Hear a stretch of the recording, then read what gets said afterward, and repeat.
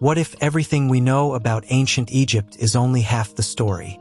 Not just pyramids, but machines. Not just tombs, but technologies.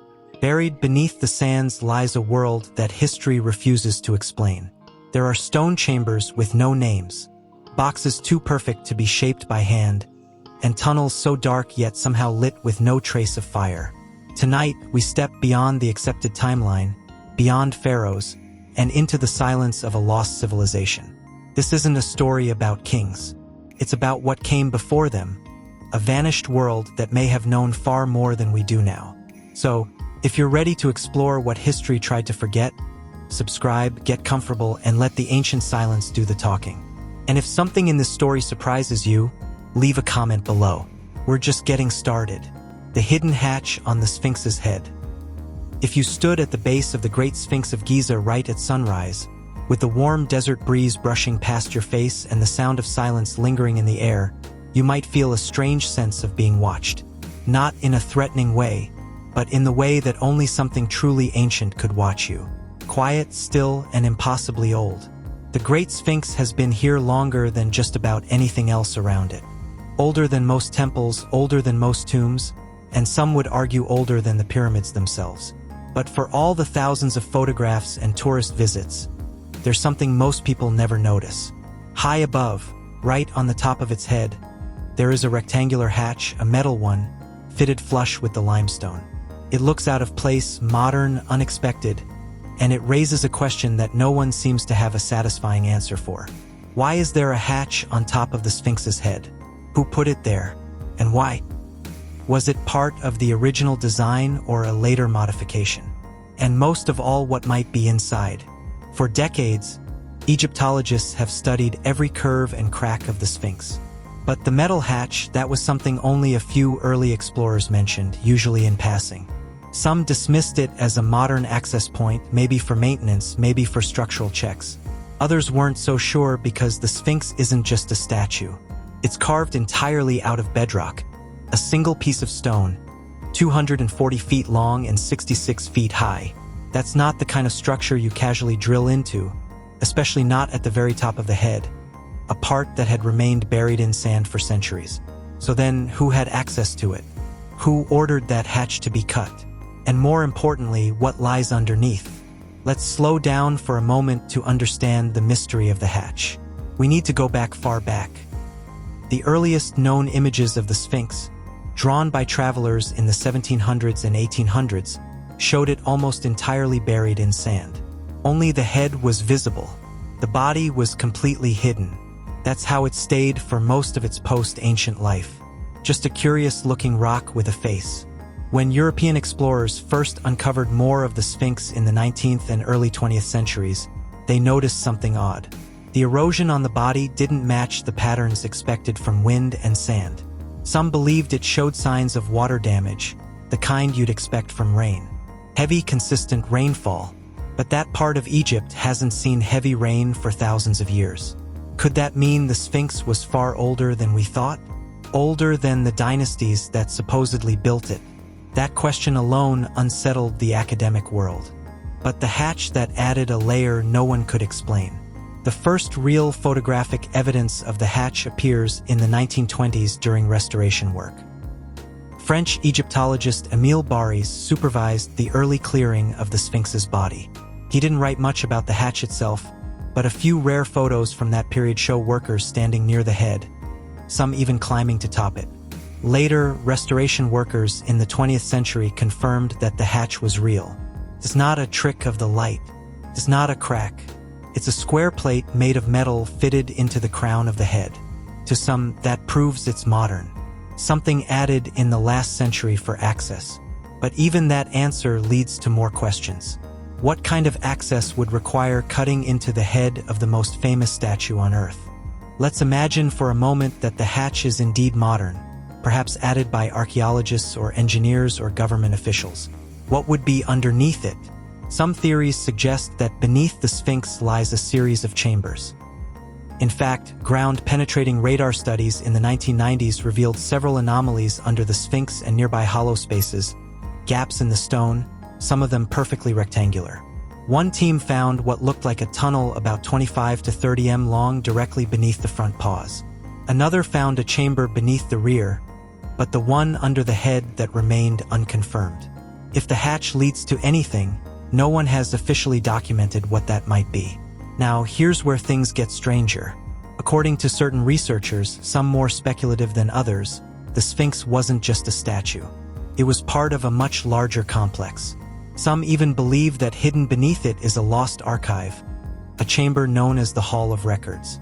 According to legend, this hall holds the ancient knowledge of a civilization that predates Egypt itself, maps of the stars, writings from before the flood, blueprints of a forgotten world. Of course, mainstream archaeologists don't support that theory. They say there's no proof such a hall exists, and yet the hatch remains unexplained, unmapped, unphotographed inside. What's more mysterious is how few people talk about it. You can find hundreds of documentaries on the Sphinx's erosion patterns, its alignment with constellations, and its missing nose. But the hatch, it gets barely a mention. No interior photos, no reports on what's underneath, no official release of documents related to its construction or purpose. And so the question lingers, is there something under that hatch that we aren't supposed to see? Let's suppose for just a moment that the hatch was installed to access a chamber inside the head. What would be the reason to keep that secret? Maybe it's mundane. Maybe it's just an empty cavity, a result of natural erosion or structural necessity. But what if it's not? What if the hatch leads to a shaft or a tunnel or a passage that connects to the anomalies underground? What if it's one piece of a much larger mystery? One that's never been excavated because it threatens to rewrite everything we thought we knew. There are whispers from past researchers that they've seen documents or heard from workers involved in restorations who were asked not to speak. Some say that whatever lies beneath the Sphinx is being deliberately kept quiet. Others think it's simply too fragile to explore safely. In either case, no one seems in a hurry to open the hatch. Or perhaps it's already been opened and closed again, quietly without fanfare. In the end, the Sphinx remains exactly as it has for thousands of years, silent, massive, watching. But now we know something we didn't before. That high on its head is a square of metal that doesn't belong. A quiet intrusion into a monument that was meant to last forever. Whether it hides a secret or simply a forgotten maintenance tunnel, we may never know. But one thing is clear. Even now, after centuries of study, the Sphinx is still keeping secrets. And sometimes it's the quietest details that whisper the loudest truths, cutting through granite like a modern machine. If you've ever stood beside a piece of carved granite, especially one pulled from the sands of Egypt, you might not immediately understand what you're looking at. The stone is hard. So hard, in fact, that it resists even today's most advanced tools. But what if I told you that scattered across this desert in temples and tombs long forgotten are slabs of granite with marks on them? Marks that look as though they were made by machines. Not chisels, not hammers, machines. Let's go slowly. Ancient Egypt is filled with polished granite sarcophagi, stone cores, and cylindrical holes drilled deep into rock artifacts that seem to contradict everything we've been taught about what tools these people had. Spiral grooves, perfectly even, tightly coiled, wrap around stone cores in a way that's eerily similar to what you'd expect from a power drill. Some of these spiral marks go deep into solid granite, deeper than a hand tool could reasonably manage. And they don't waver. They're consistent. That consistency is what turns this from curiosity into mystery.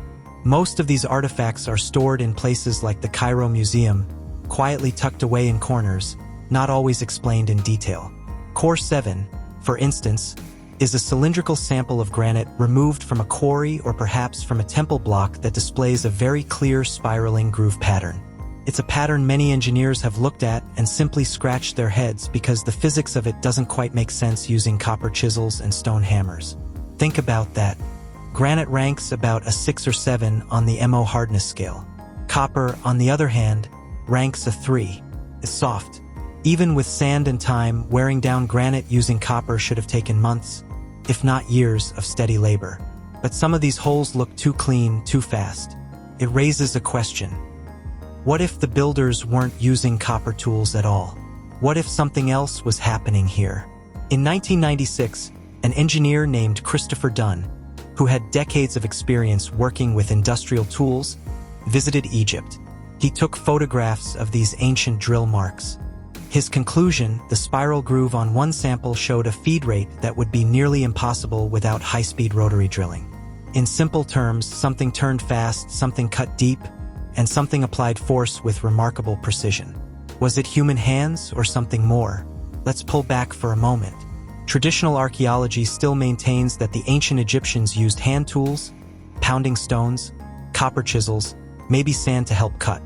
And sure, there are sites that show evidence of this kind of work. It's rough, it's time-consuming, and it makes sense for limestone, but granite, that's a whole different story.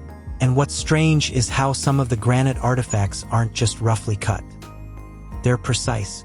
Edges so clean you could run a fingernail along them and feel nothing. Mirror-polished surfaces, internal chambers inside sarcophagi that are so flat and so smooth they reflect light evenly. We're talking about tolerances within millimeters or less. That's not guesswork. That's not eyeballing it. That's engineering. Now, were these ancient Egyptians hiding a forgotten branch of technology? Or did they inherit something older, something left behind? It's not a claim. It's a question. The granite drill holes found at the site of Abu Rosh and inside the Serapim at Saqqara show an advanced knowledge of cutting. Some holes appear cylindrical, others conical. Many are incredibly deep, some extending nearly 2 feet straight down. And it's not just the depth, it's the angle, the control. Archaeologists have proposed that tubular copper drills aided by sand and water could create such holes. It's possible, but only slowly, very slowly. And it doesn't explain the spiral grooves, especially when the grooves appear to be too deep, too uniform, and too wide for copper tubes. The torque and speed required to create these patterns doesn't match the technology officially recognized from that period. So now the question shifts, if this isn't Egyptian engineering, what is it? Could these granite cutting techniques be remnants of an earlier time? A pre-dynastic civilization, one that had knowledge not passed down but forgotten? It's a hard thing to prove. There are no inscriptions near these drill holes. No toolkits buried alongside. Just the evidence in the stone. And for many researchers, that silence is the loudest clue. Look at the boxes at the Serapim. Dozens of giant granite containers, each weighing between 60 and 100 tons, carved from single blocks, moved through narrow tunnels. Some theorists suggest these boxes weren't made by the Egyptians at all, but by a people before them, perhaps even thousands of years earlier. It's not just a fantasy, it's a response to the evidence. Because the granite says something. It says this wasn't trial and error. This was mastery. And mastery implies memory, technique, experience. Let's pause for a second. Imagine you are standing in the sands of Saqqara, looking down at one of these drill holes. The sun is quiet. The air is still. You're surrounded by the relics of a civilization that's no longer here to answer questions. And yet, their stones do speak, just not in words. They speak in the spiral groove that couldn't have been carved by copper. They speak in the flatness of a polished block so precise it reflects the sky. They speak in the impossibility of what remains. And what remains is mystery. Not every mystery demands an answer, but some demand better questions. If these drill marks were made by tools we no longer possess, what happened to those tools? If this was knowledge that once existed, why was it lost? And if there was another civilization before dynastic Egypt, before the pharaohs, why is it missing from our books? Maybe the tools have eroded. Maybe the memory faded. Or maybe it wasn't ours to begin with. The granite doesn't lie. It just waits. And maybe that's the most human part of the mystery. The patience of stone waiting for us to finally look at it differently. The pink granite vat and its thin black residue. If you were walking through the quiet outskirts of ancient Egypt, somewhere beyond the grand temples and pyramids, and you saw it, you might mistake it for just a forgotten stone. It doesn't look like much at first glance. A pink granite container, rectangular, heavy, and strangely clean. But look closer, and you'll realize this isn't just a box. It's a vault, a sealed vessel, a perfectly crafted granite vat. And inside, when archaeologists finally opened it, they found something no one expected. A A thin black residue. Not paint, not tar, not dust, something else. But let's slow down. Let's go back to where this story begins. In the early 1900s, a lesser-known archaeological site called Zetarin was being quietly explored by an Italian archaeologist named Alessandro Barantai. He wasn't chasing pyramids. He wasn't looking for treasure. He was looking beneath the ground in places others had passed by. What he found was strange. A deep pit carved into limestone, almost as if someone had deliberately hidden what lay at the bottom. Down there, buried beneath earth and rubble, were blocks of pink granite, carefully arranged, tightly sealed, and among them a vat. Now, pink granite is one of the hardest stones on earth. Carving it with copper tools is nearly impossible. Polishing it to the point of reflection that requires a technique we still struggle to understand today. But here was this box, smooth, seamless, and built with clear intention. There were no inscriptions on the outside, no markings to tell us who made it. Just one thing inside, a thin black layer stuck to the stone.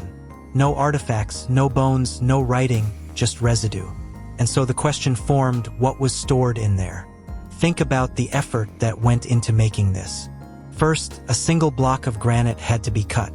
Then it was hollowed out, not cracked or chiseled, but smoothly, precisely, then polished. Then a matching lid was carved. Then the whole thing was lowered underground, buried, hidden, and sealed so well that for thousands of years, nothing leaked in, and nothing got out except that residue. When researchers analyzed it decades later, they couldn't quite match it to anything obvious. It wasn't just burned oil. It wasn't charcoal. It was a compound, degraded, ancient, that left behind only faint chemical signatures. It's as if something had once been processed inside the vat. Something that didn't want to be found. Some have theorized that it could have been alchemical. Others say it may have held organic material that degraded long ago. And a few, the more daring researchers, wonder if the granite itself, the choice of material, played a role in preserving or shielding whatever had been placed inside. There's also the odd behavior of the excavation. Shortly after the pit was opened and partially explored, the entire region was sealed off. Zetarin became classified as a military zone. Access was denied, work halted, and the site disappeared from public discussion. Why? This is where the mystery deepens. What could be so important or so dangerous about an empty granite box with black residue? Was it radioactive? How chemical? Did it contain materials we no longer recognize? Or was it just too hard to explain? Let's not jump to conclusions, but we should ask, why build something this elaborate to hold nothing? And if it wasn't nothing, what was so valuable that it required this much secrecy and effort? Here's another strange detail. The pit in which this vat was discovered wasn't randomly dug. Its sides were cut almost geometrically, as if part of a larger complex that was either unfinished or buried on purpose. Some believe that Zetarin is part of a network, a system of underground chambers scattered across Egypt that hint at forgotten engineering. Tunnels, vaults, resonant chambers, all of it built from stone and mostly hidden. Could the VAT have been part of a processing facility, an energy chamber, a storage unit for something more advanced than we can imagine? Again, these are just theories, but they all stem from one truth. This container was never meant to be seen. Not by the public, not by modern man. Not until someone thousands of years later started digging. And what they found was more confusing than valuable. Imagine walking down into that pit. Cool air, dry walls that were cut as though with blades. And in the center, this pink granite box, smooth, heavy enough to crush a car. Lid sealed. No markings. Just weight. Just silence. Just a mystery. And inside the black smear. If it had been gold, it would have made the news. If it had been bones, there'd be headlines. But a black stain, a whisper of something that used to be there but isn't anymore. That's what keeps people up at night. Because the box doesn't care if we understand it. It was built with purpose. Whether or not we can read that purpose is irrelevant. But the fact that it exists in all its precision tells us that someone knew something. They had the tools. They had the knowledge. And they had the reason to bury it. Out of sight until time itself forgot until now. Could more vats exist? still buried. Could the residue be a clue not just to what was stored, but to who built the system? And are we ready to admit that we don't actually know what we're looking at when we stare into the void of ancient craftsmanship? Maybe the residue inside that box wasn't the leftover of decay. Maybe it was the only part that survived. A warning, a fingerprint, a final silent message in the language of chemistry and stone. We may never know, but one thing is clear. This box wasn't forgotten by accident. It was hidden on purpose. No torch marks in the darkness. Walk into any ancient tomb in Egypt, and the first thing you notice is the silence. Thick, heavy silence. Not just the absence of noise, but a kind of stillness that feels older than time. The air grows cooler. The ceilings grow lower, and then you see it, or rather, you don't see it. Something is missing. There are no blackened ceilings, no scorch marks, no sign of soot. Yet, these tunnels stretch deep underground, hundreds of feet in some cases. So, the question naturally arises, how did they see in the dark? Because these are not open-air structures. We're talking about fully enclosed chambers, descending passageways, corridors with sharp turns. Some go so deep that not a single ray of sunlight could ever reach them. And still, the stonework continues. Perfect cuts, flawless angles, intricate reliefs. Everywhere you look, the workmanship is precise, done with care, with light, with sight. But with what light?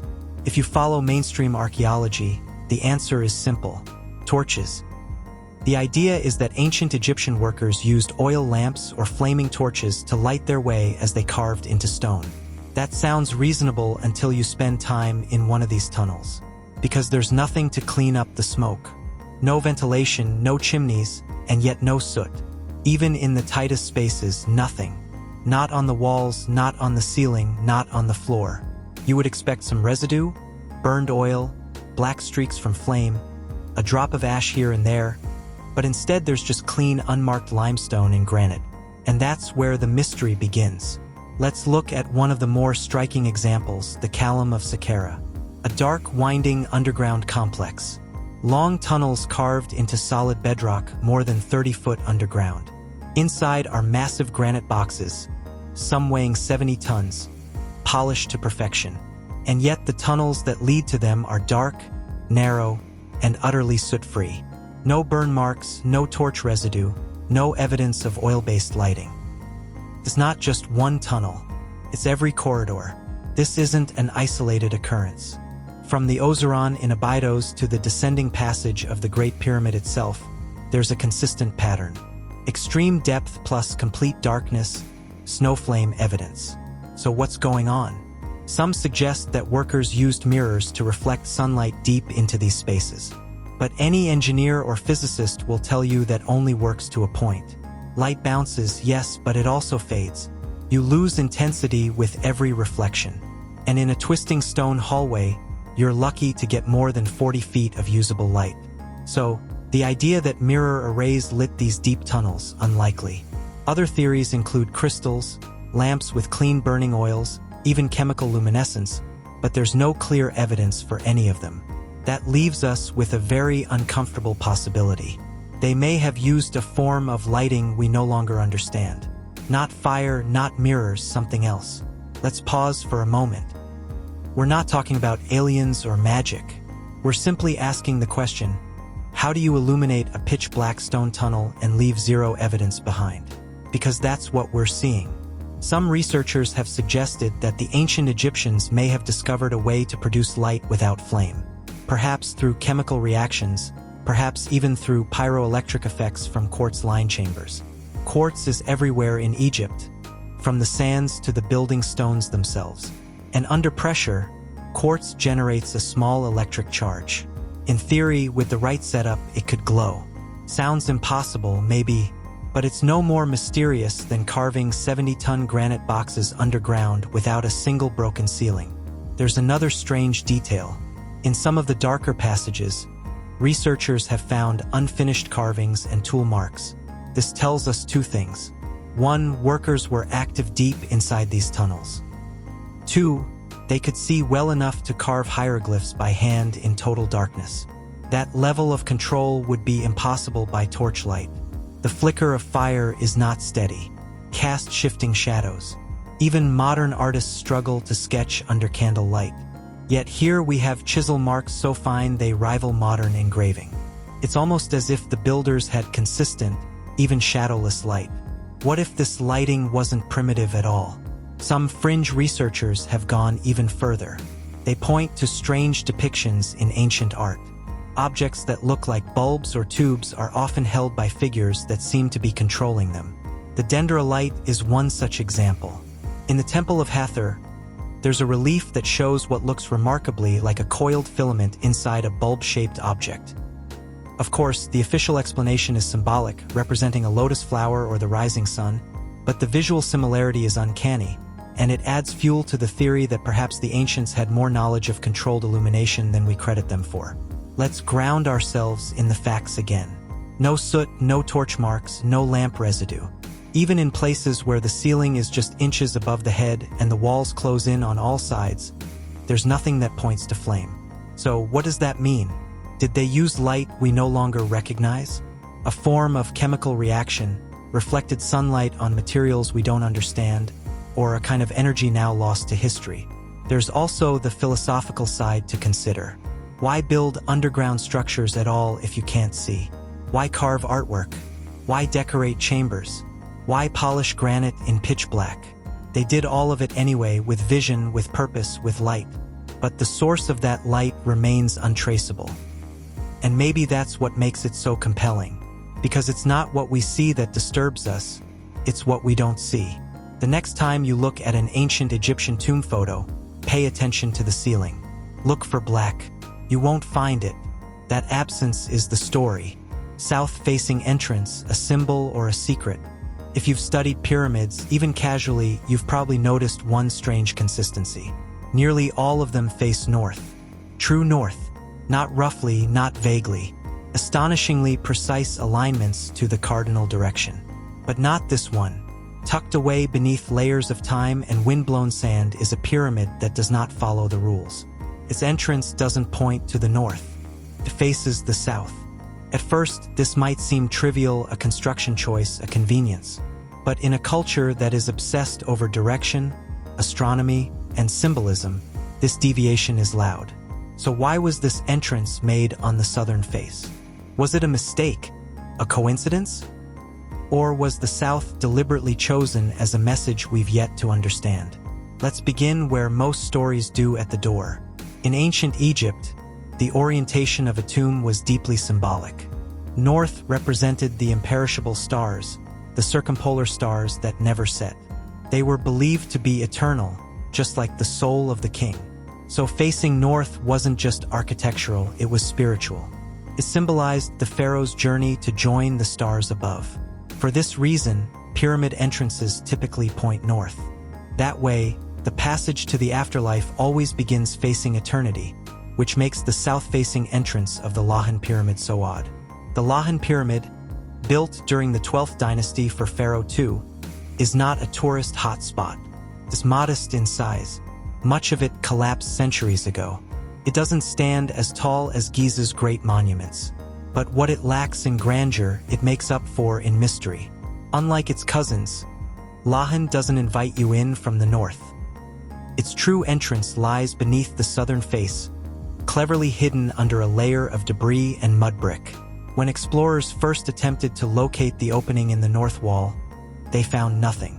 It wasn't until Flinders Petrie, the legendary British Egyptologist, dug around the south side that the truth came out. The entrance had been concealed deliberately. Not only was the door on the wrong side, but it had been camouflaged by the builders themselves. Why? Some believe it was a trap, an effort to thwart tomb robbers. If everyone expects the entrance to be in the north, then hiding it in the south adds a layer of protection. And this sounds logical until you realize that the interior layout of the pyramid is just as bizarre. Instead of a single straight passage, the tunnel beneath Lahan's southern face descends, turns sharply, rises again, and then leads to an intricately hidden burial chamber. This isn't just an entrance, it's a maze, a complex design, more like a riddle carved in stone. Could the south-facing door be more than misdirection? Could it be part of a coded message or an alignment with something long forgotten? Let's return to symbolism. In ancient Egypt, the south was not meaningless. South was the direction of Upper Egypt, the land of origin, the source of the Nile, the domain of older power. The Nile flows from south to north, so perhaps entering from the south symbolized a return to the source, a reversal of life's journey. It's poetic in its way. You live facing north toward eternity. But to be reborn, you go south, back to the beginning, to the origin of the river and the soul. Could the pyramid's southern entrance reflect this? A symbolic womb of rebirth? We don't know for certain, but the builders clearly had something in mind. There's another theory, one that connects the entrance to the stars. What if the south-facing door wasn't just about earthly geography, but celestial alignment? Some ancient temples and tombs aligned with specific stars or constellations used not just for tracking time, but for spiritual navigation. The southern sky over Egypt included the constellation Orion, long associated with Osiris, the god of death, rebirth, and the underworld. Was the Leon pyramid built to face a specific southern star? We don't have a definitive answer, but this line of thinking brings us to a bigger idea that maybe the ancient Egyptians didn't just build monuments.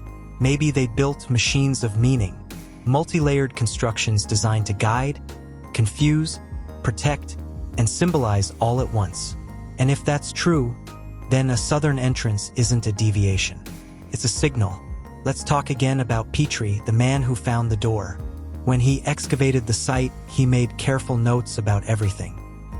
He was stunned by how clean the interior was, how meticulously sealed the entrance was, and how the passage twisted in a way that made no architectural sense, unless the goal was to hide something. And maybe it was. Some have suggested that the southern entrance was designed not just to mislead, but to guard knowledge. That beneath this humble pyramid, something unusual had once been placed. A tomb, yes, but perhaps also a record, a memory, or even a warning. We'll never know for sure, because by the time the chamber was found, it had already been emptied. Whatever secrets the Leon pyramid once held were long gone. Still, the mystery remains. Why face south? Why conceal the entrance? Why make the passage twist and climb and confuse?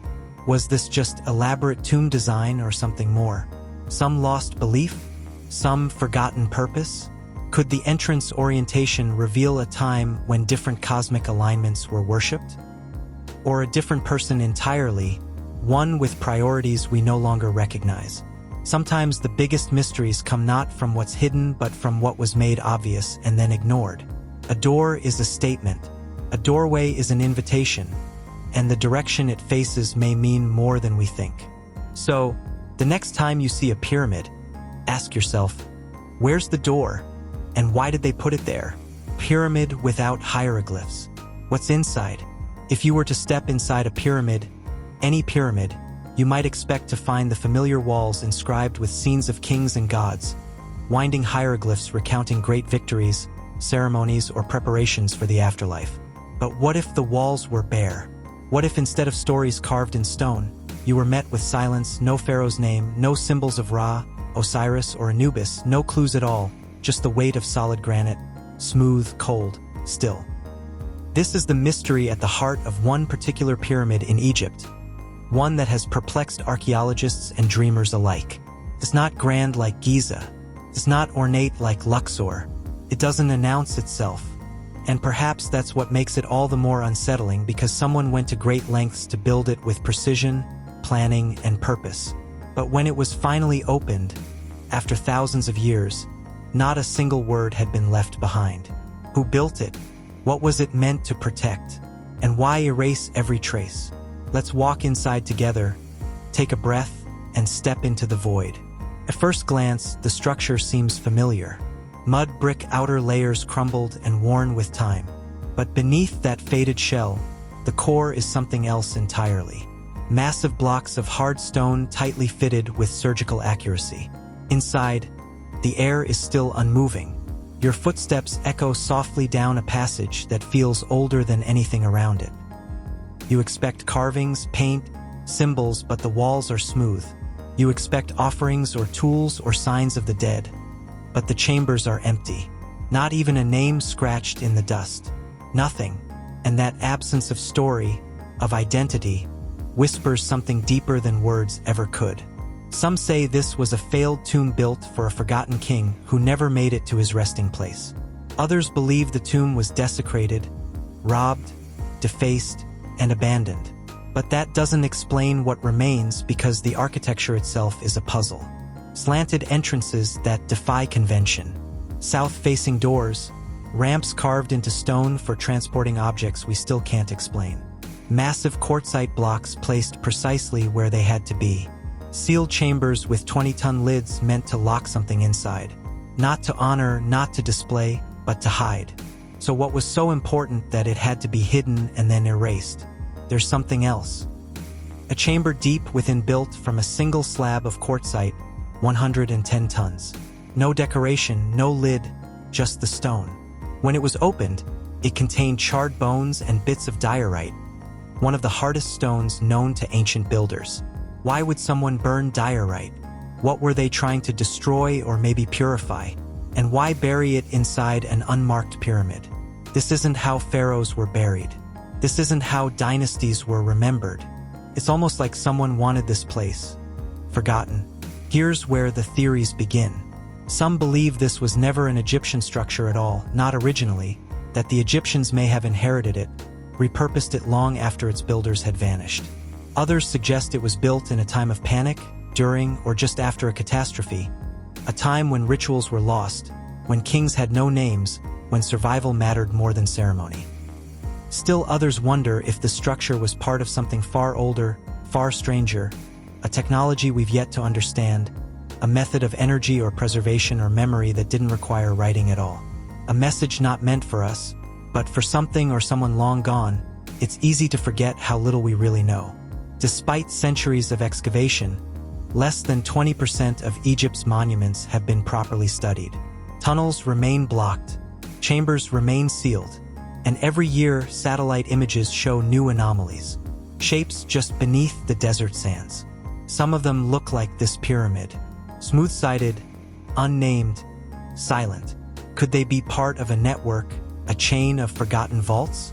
Or are they warnings, time capsules, relics of a world erased by a flood or fire, or something more ancient than myth? There's one more thing. Even without inscriptions, the layout of the pyramid follows a strange geometry.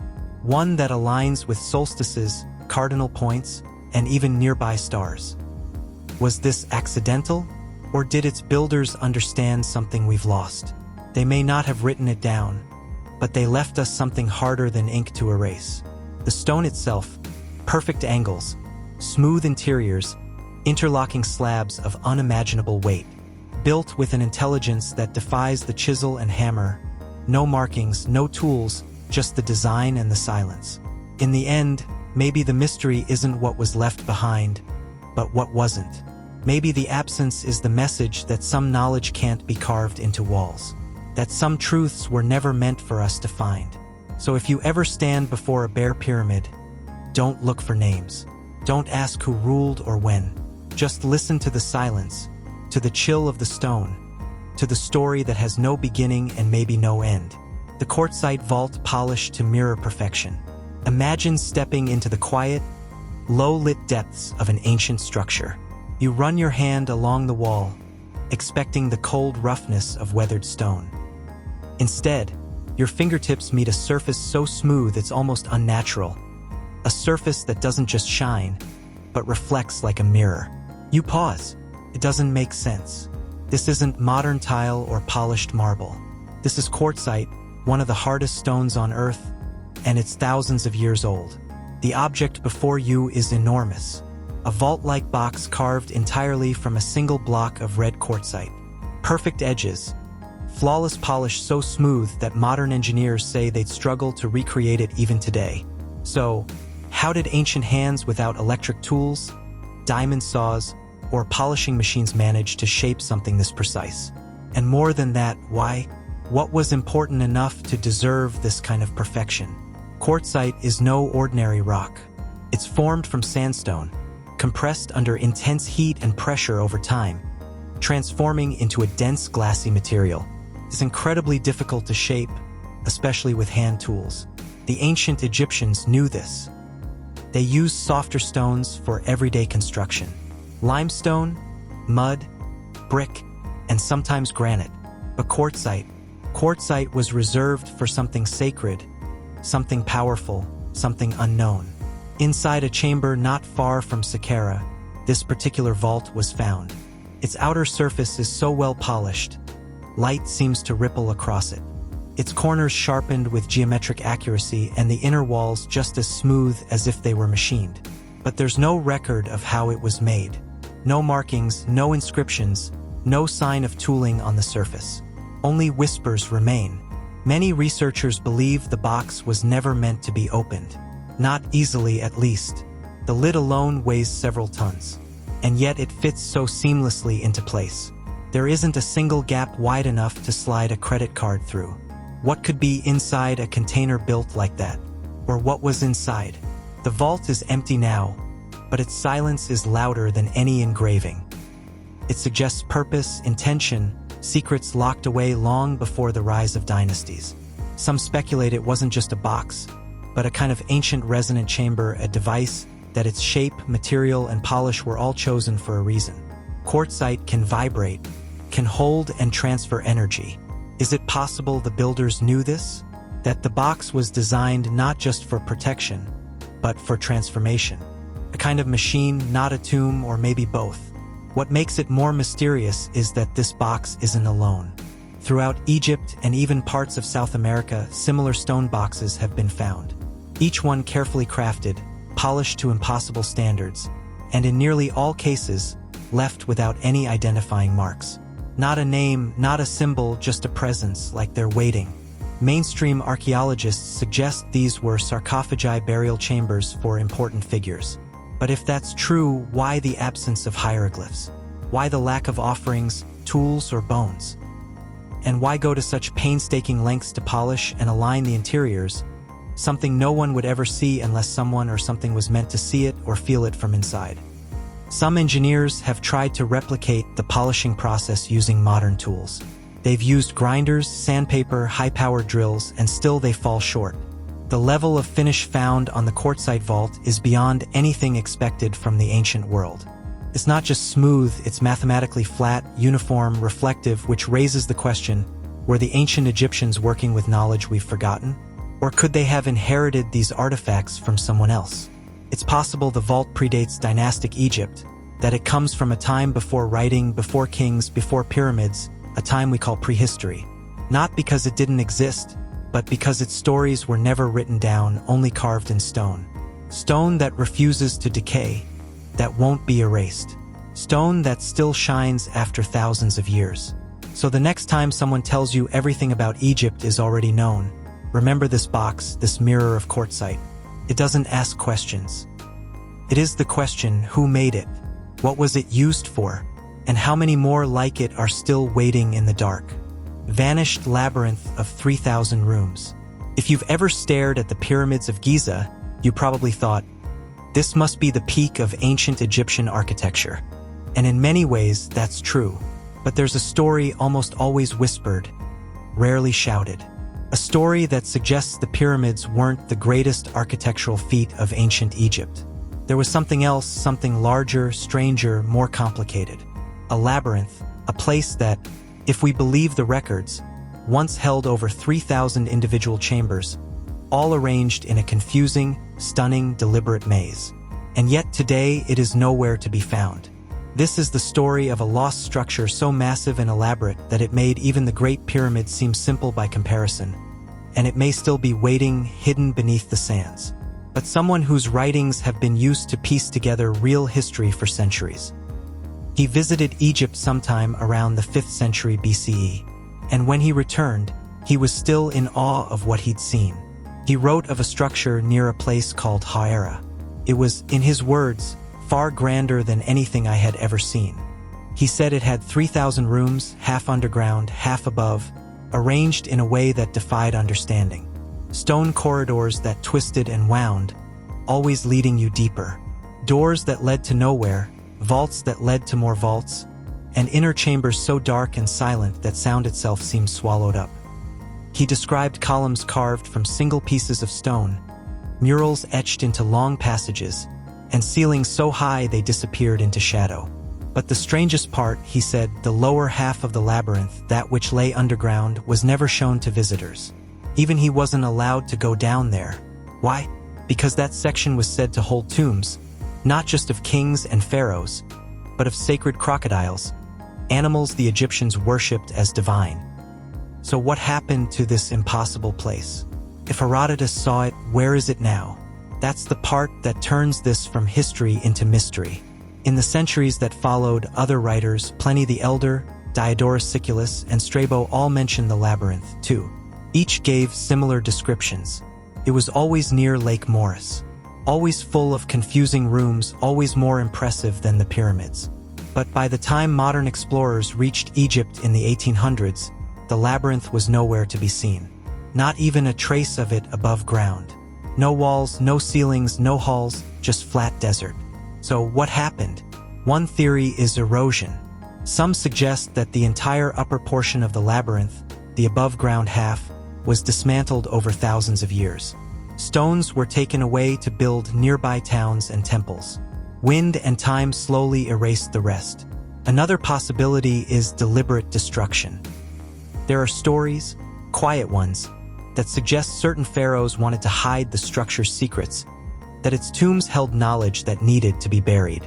Even Ptolemaic kings thousands of years later might have seen the labyrinth as dangerous, something too powerful, too sacred, too strange to remain above the sand.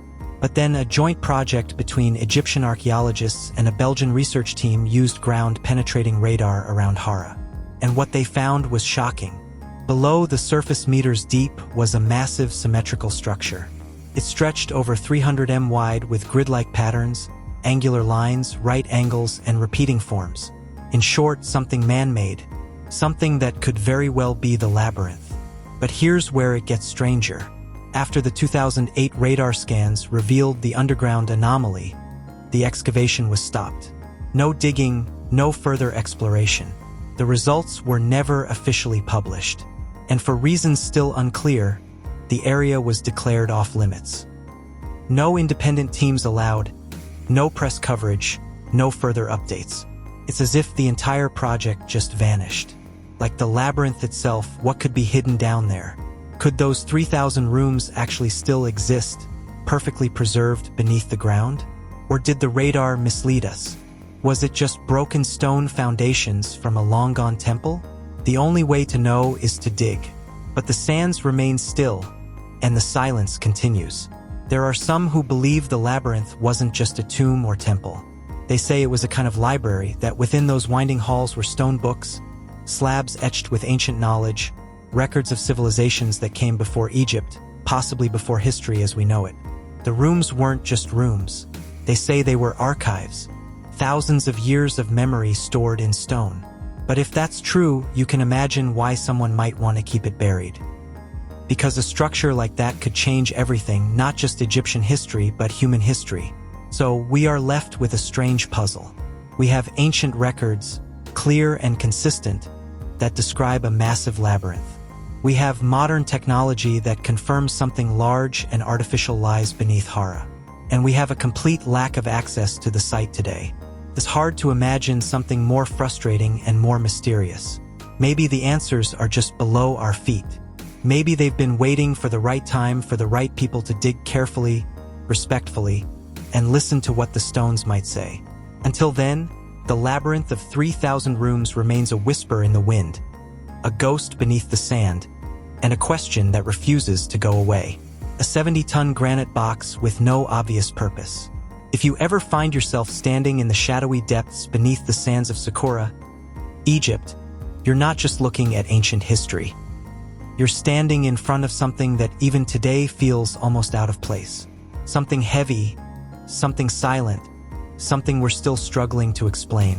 What you're looking at isn't a statue or a burial chamber.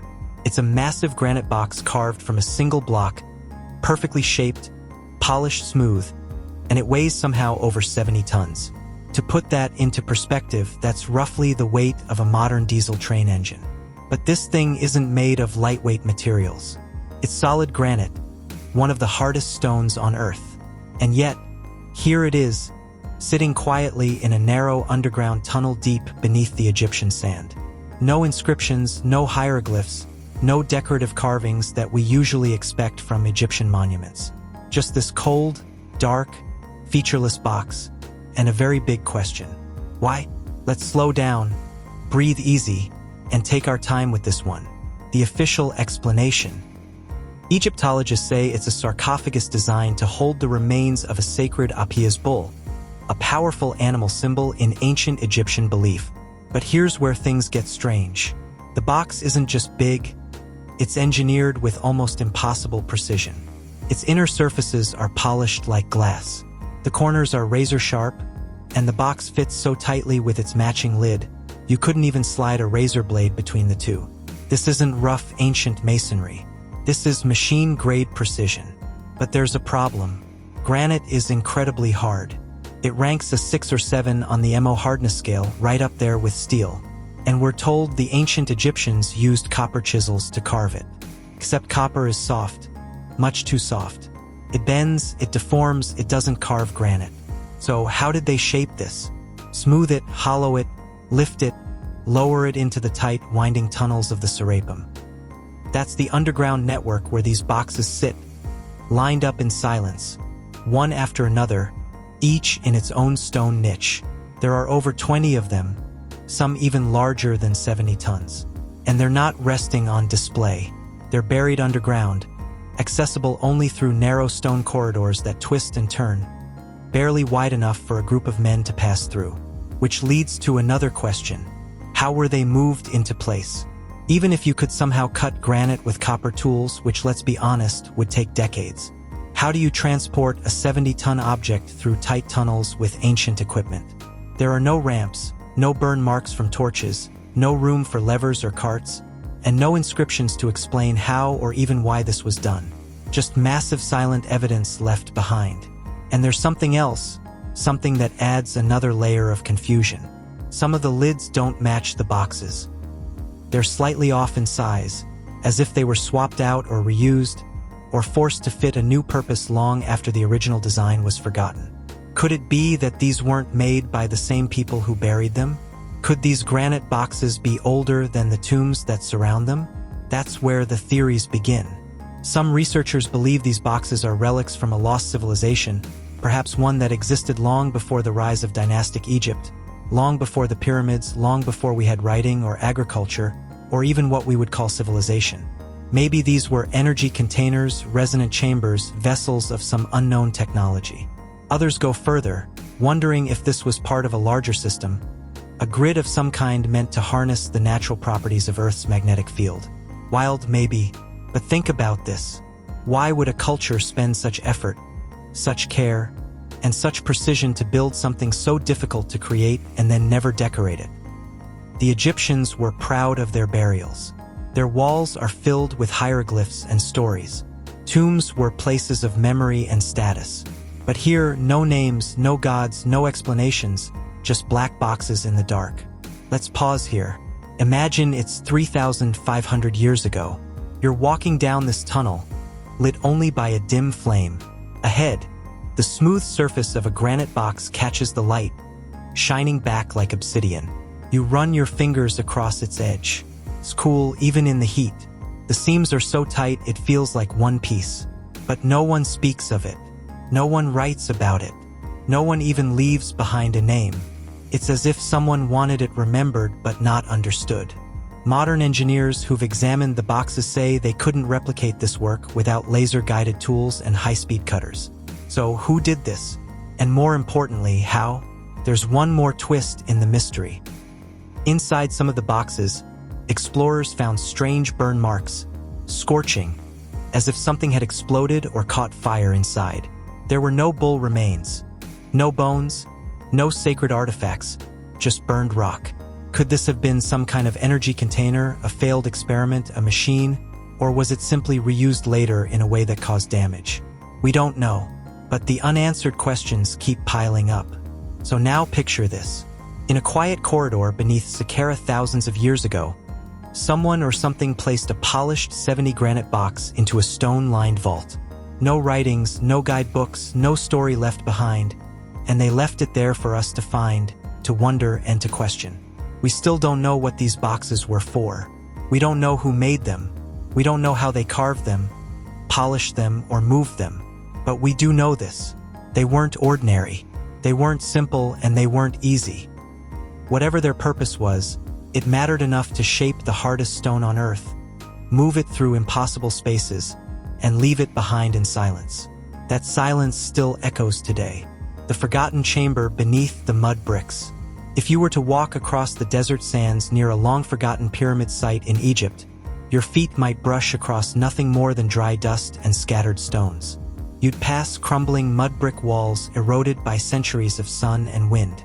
At first glance, there would be nothing to see, nothing that would give away what lies just a few meters beneath your feet. But centuries ago, hidden beneath those layers of earth and ancient bricks, something was placed with incredible intention. A chamber so precisely engineered, so inexplicably sealed that even modern archaeologists paused in disbelief when it was finally uncovered. This is the story of that chamber. When British archaeologist Flender Petrie began his work in the late 19th century, he wasn't looking for a mystery. He was expecting mud brick pyramids, simple weathered remains from the Middle Kingdom. But what he found beneath one of these eroded hills was something entirely different. As his team dug deeper, the dirt gave way to massive, tightly fitted blocks. These weren't loose stones or rough-cut walls. These were megalithic structures crafted from hard quartzite sandstone and assembled with a precision that suggested either enormous effort or something else entirely. The entrance was buried under layers of mud brick, and beneath that a sloping passage, ramps, hidden doorways, all leading to a central chamber carved from a single block of stone. A sarcophagus lay in the center, but not just any sarcophagus. It was smooth, seamless, no hieroglyphs, no markings, nothing to indicate a name, a purpose, or even a date. And that was just the beginning. As the team moved closer, they realized that this box, the stone vault, was far larger than expected. The lid alone weighed nearly 20 tons. The walls of the chamber around it were made with the same mysterious material, a red quartzite, so hard and so finely polished, it reflected torch light like glass. This wasn't the usual Egyptian tomb. There were no inscriptions praising the gods, no painted walls, no signs of the typical array rites. And when they opened the box, expecting perhaps a mummy or royal treasures, they found something else entirely. Charred pieces of diorite, a stone harder than granite, usually used for delicate carvings. What happened here? Why would someone go through the trouble of sealing such a chamber, burying it beneath bricks, and leaving no inscription behind? Some archaeologists believe this may have been a vault for a person or even an object of incredible importance. Others suggest it was hidden deliberately, not for honor, but for secrecy. The absence of hieroglyphs might not be a mistake. It might be a message, a warning. The construction raises questions, too. The level of precision in the chamber is staggering. The joints between the quartzite blocks are so tight, not even a razor blade can slip between them. The surfaces were mirror-polished, suggesting tools far beyond copper chisels. And the lid of the box, how was it moved into place? It weighs as much as a full-grown whale. Even today, it would require cranes, pulley, and precise engineering to align and seal it so flawlessly. But this was thousands of years ago, and here's where the mystery deepens. Ground-penetrating radar has since revealed other chambers nearby, still unexcavated. Some are believed to contain similar sealed boxes. Others may connect to underground passages that have yet to be opened, but Egyptian authorities have restricted further digs in the area, citing preservation concerns. Could this be where the legends of a hidden vault of ancient knowledge began? Some researchers think this chamber may be one small part of a much larger buried structure, possibly even the fabled labyrinth of 3,000 rooms described by Herodotus. Could this be a fragment of that forgotten complex? Others suggest the box may have once held not a person, but a device, a source of power. Theories range from sacred energy chambers to sound resonance generators, lost technology from a civilization that predates dynastic Egypt. A people who left no written records but built in stone, but without more excavation we may never know. The chamber remains quiet, undisturbed. Its purpose is a secret sealed in a quartzite in time. And as the wind whispers across the sands above, tourists walk past the site, unaware of what lies just beneath. So if you ever find yourself near a crumbling mud brick ruin in the Egyptian desert, pause, look beyond what's visible, because under that dust, that dirt, and that silence, history is waiting. Still sealed, still watching, still hidden beneath the mud bricks, Cleopatra's tomb and the unfinished tunnel. Somewhere on the windswept edge of the Egyptian desert, beyond the busy streets of modern Alexandria, lies a quiet ruin wrapped in layers of time. It doesn't look like much. A few cracked stones, a temple wall barely standing, the kind of place most would overlook unless they knew what may lie beneath. Because under these worn stones, archaeologists believe they may have found one of history's greatest missing pieces. A tomb never seen, a resting place never confirmed, the final secret of Cleopatra. The story begins not with a royal edict or a dramatic discovery, but with a dream. Kathleen Martinez, a lawyer turned self-taught archaeologist, had spent years studying Cleopatra. Not the version from movies or myths, but the woman herself, the strategist, the ruler, the last pharaoh of Egypt. Most people believed Cleopatra's tomb was long lost beneath modern Alexandria, possibly destroyed by earthquakes or floods. But Martinez had a different theory. She believed Cleopatra would have been buried in a sacred temple dedicated to Isis, the goddess she was said to embody in life. And she had a place in mind, a windswept ruin known as Taposiris Magna. The name means Great Tomb of Osiris, and it sits far from the Nile, near the edge of the Libyan desert. At first glance, it didn't seem promising. Weathered walls, rubble, barely anything standing. But Kathleen couldn't shake the feeling. Not long after her arrival, strange things began to happen. Workers reported vivid dreams, visions of doors beneath the sand, and figures dressed in linen guiding them through corridors. Sudden windstorms would erupt just as they were about to stop digging, revealing something unexpected. One sandstorm peeled back a layer of earth and exposed the outline of a sealed passageway, one that hadn't been visible in any scans. Even veteran archaeologists, usually skeptical of omens, took quiet notice. Excavation began in 2005. Within weeks, the team uncovered objects directly tied to Cleopatra's time. Coins with her face, statues of Isis, inscriptions calling her Queen of Kings. It wasn't proof of a tomb, but it was something. As they dug deeper, they found something unexpected. Tunnel.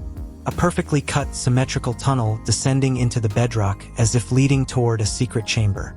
It wasn't like anything they'd found in nearby temples. The tunnel was unfinished. It ended abruptly, blocked by stone or perhaps by time, but even unfinished. It hinted at something more. Was this the beginning of Cleopatra's burial chamber? As they cleared more sand, a sealed room was found off to the side. Inside were burial relics, golden amulets, and a strange mixture of Greek and Egyptian design. This was no ordinary priest's grave. But the most unsettling discovery came in the form of two joined skeletons wrapped together in silk. A man and a woman buried as one. Their remains had no inscriptions, no names, just silence. Were these Cleopatra and Mark Antony? Kathleen Martinez believed it was possible. She pointed out the spiritual symbolism of the tomb, the positioning, the artifacts, but there was no official confirmation. And then the excavation stopped. In 2011, Egypt's political unrest halted most archaeological work. The site was closed off. Governmental restrictions grew tighter. The unfinished tunnel remained buried. The sealed rooms remained unopened, and the mystery deepened. Some theorists suggest the tomb lies beyond that unfinished tunnel, cut off for a reason. Others believe the real tomb is even deeper, hidden beneath the ruins, sealed with a technology or knowledge we no longer understand. There are even whispered claims that the temple was built on top of an older site, one that predates Cleopatra, predates the Tammuz, possibly predates dynastic Egypt itself, a site chosen for a reason and protected ever since. What we know is this: Taposiris Magna is unlike any other temple site from Cleopatra's time. Its underground network is vast. Ground-penetrating radar has shown long corridors beneath the earth, some of which don't align with the temple above. And that tunnel, the one that stops short, some believe it was meant to lead to a secret vault. Others say it was blocked intentionally to hide something no one was meant to find. And then there are the visions. Even today, local workers speak of strange dreams near the site. Apparitions, the feeling of being watched. Some even refuse to dig in certain areas, saying they feel a weight in the air, as if the desert itself is guarding something. So what really happened at Taposiris Magna? Is Cleopatra buried there alongside Mark Antony in a chamber built to reflect the gods? Was the tunnel never finished? Or was it sealed deliberately? And what do we make of the strange signs that guided this dig? Are they just coincidences? Or are they the final whispers of a queen who even in death wanted to control how the world remembered her? The sands of Egypt are patient. They've kept their secrets for thousands of years. But now, as we stand once again on the threshold of discovery, perhaps the truth will rise, not in grand monuments, but in silence, in stone, and in the stories that refuse to stay buried. When rain fell on the Sphinx. If you've ever stood before the Great Sphinx of Giza, you might have felt it too. That quiet, unexplainable presence. It's not just a statue. It's something much deeper, much older perhaps than we've been told. Today, we take a slow walk into one of Egypt's most controversial mysteries. Not about pharaohs, not about treasure, but about time. Specifically, how long this monument has truly been here. Most textbooks will tell you the Sphinx was carved around 2500 BCE, commissioned by Pharaoh Khafre. A lion's body, a human face guarding the Giza Plateau. But step back just a little, look closer, and you'll begin to notice something no ancient artist could have intended. The body of the Sphinx is badly weathered. Not by wind, not by sand, but by water. That alone doesn't make sense. Why would a monument built in a desert show signs of heavy rainfall erosion? The short answer is it shouldn't. And yet it does. Let's take a quiet look.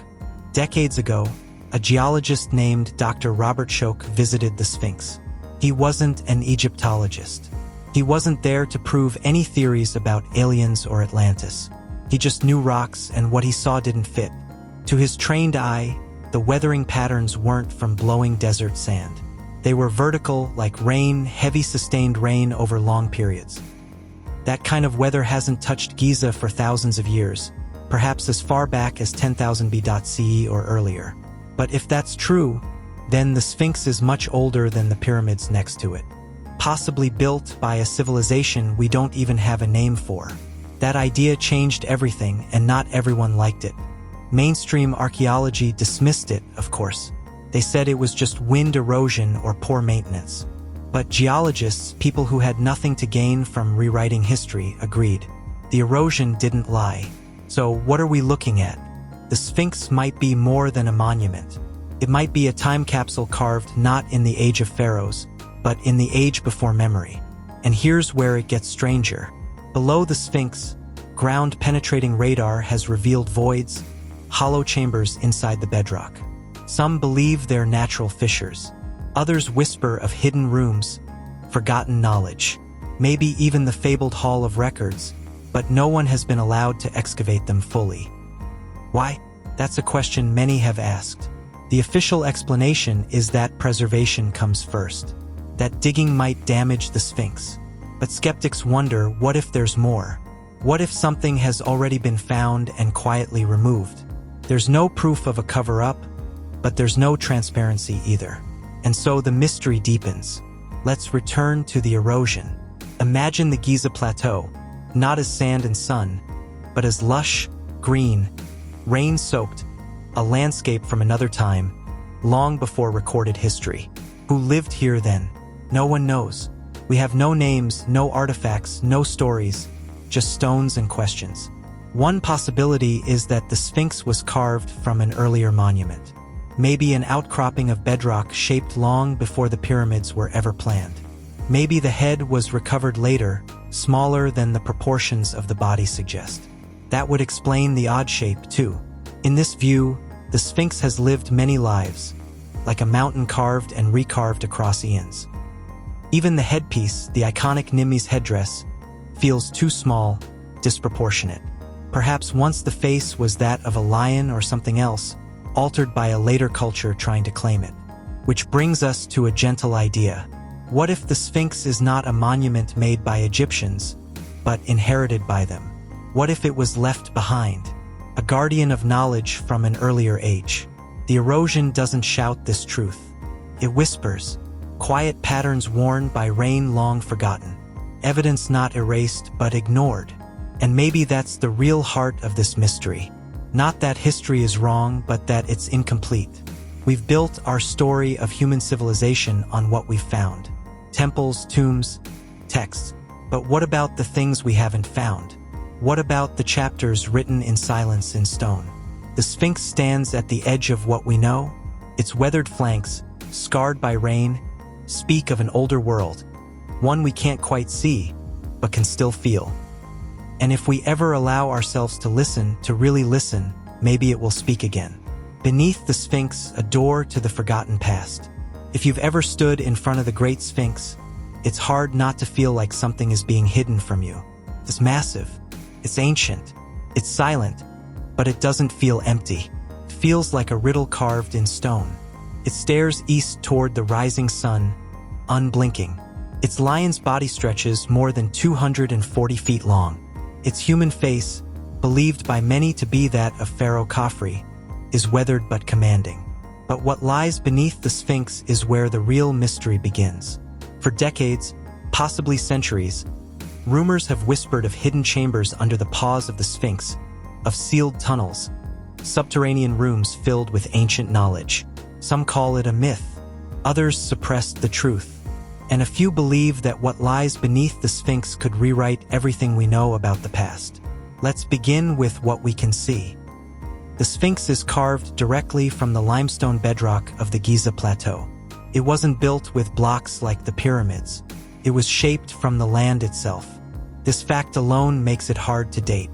Stone has no carbon to test, and the lack of inscriptions makes it even harder to anchor to a particular pharaoh or dynasty. Mainstream Egyptology places its origin around 2500 BCE during the reign of Pharaoh Khafre. But that theory comes with no direct inscriptions, only proximity to Khafre's pyramid. And then there are the anomalies. In the 1990s, a team led by geophysicist Thomas DeBecke and Egyptologist John Anthony West used ground-penetrating radar to scan beneath the Sphinx. Their findings were startling. They detected hollow spaces, cavities right beneath the paws and beneath the body. Rectangular voids, artificial in shape, some shallow, some deeper, but they were there. That's when questions began to swirl. Why would there be large man-made cavities beneath the Sphinx? What are they? Storage rooms? Tombs? Natural fissures? Or could they be something even more extraordinary? Some theorists have long claimed that beneath the Sphinx lies a hall of records, a legendary library said to contain the lost knowledge of a forgotten civilization, ancient maps, forgotten histories, technologies that predate history itself. The idea sounds far-fetched until you realize that the concept doesn't come from modern fantasy. It's rooted in ancient texts. Writings attributed to Plato, Herodotus, and Arab historians mentioned massive underground structures on the Giza Plateau. Some described chambers the size of cathedrals. Others referred to stone sarcophagi or walls covered in unknown symbols. Even Edgar Cayce, the so-called sleeping prophet, claimed the Hall of Records would one day be found beneath the Sphinx's right paw. But here's the uncomfortable truth. We don't know because we haven't looked. To this day, Egyptian authorities have not permitted a full excavation beneath the Sphinx. There have been brief ground surveys, a few core drills, some repairs, but the deeper areas revealed by radar have not been fully explored. And that silence raises its own questions. Is it about preservation, or is it something else? Let's step back for a moment. Imagine that something is beneath the Sphinx. Something significant. Not gold, not treasure, but information, knowledge, ancient records inscribed on stone or clay or metal. A message from a civilization we barely remember. What would that mean for our history, for our understanding of who we are? Some researchers point to how the Sphinx seems out of place even within its own time.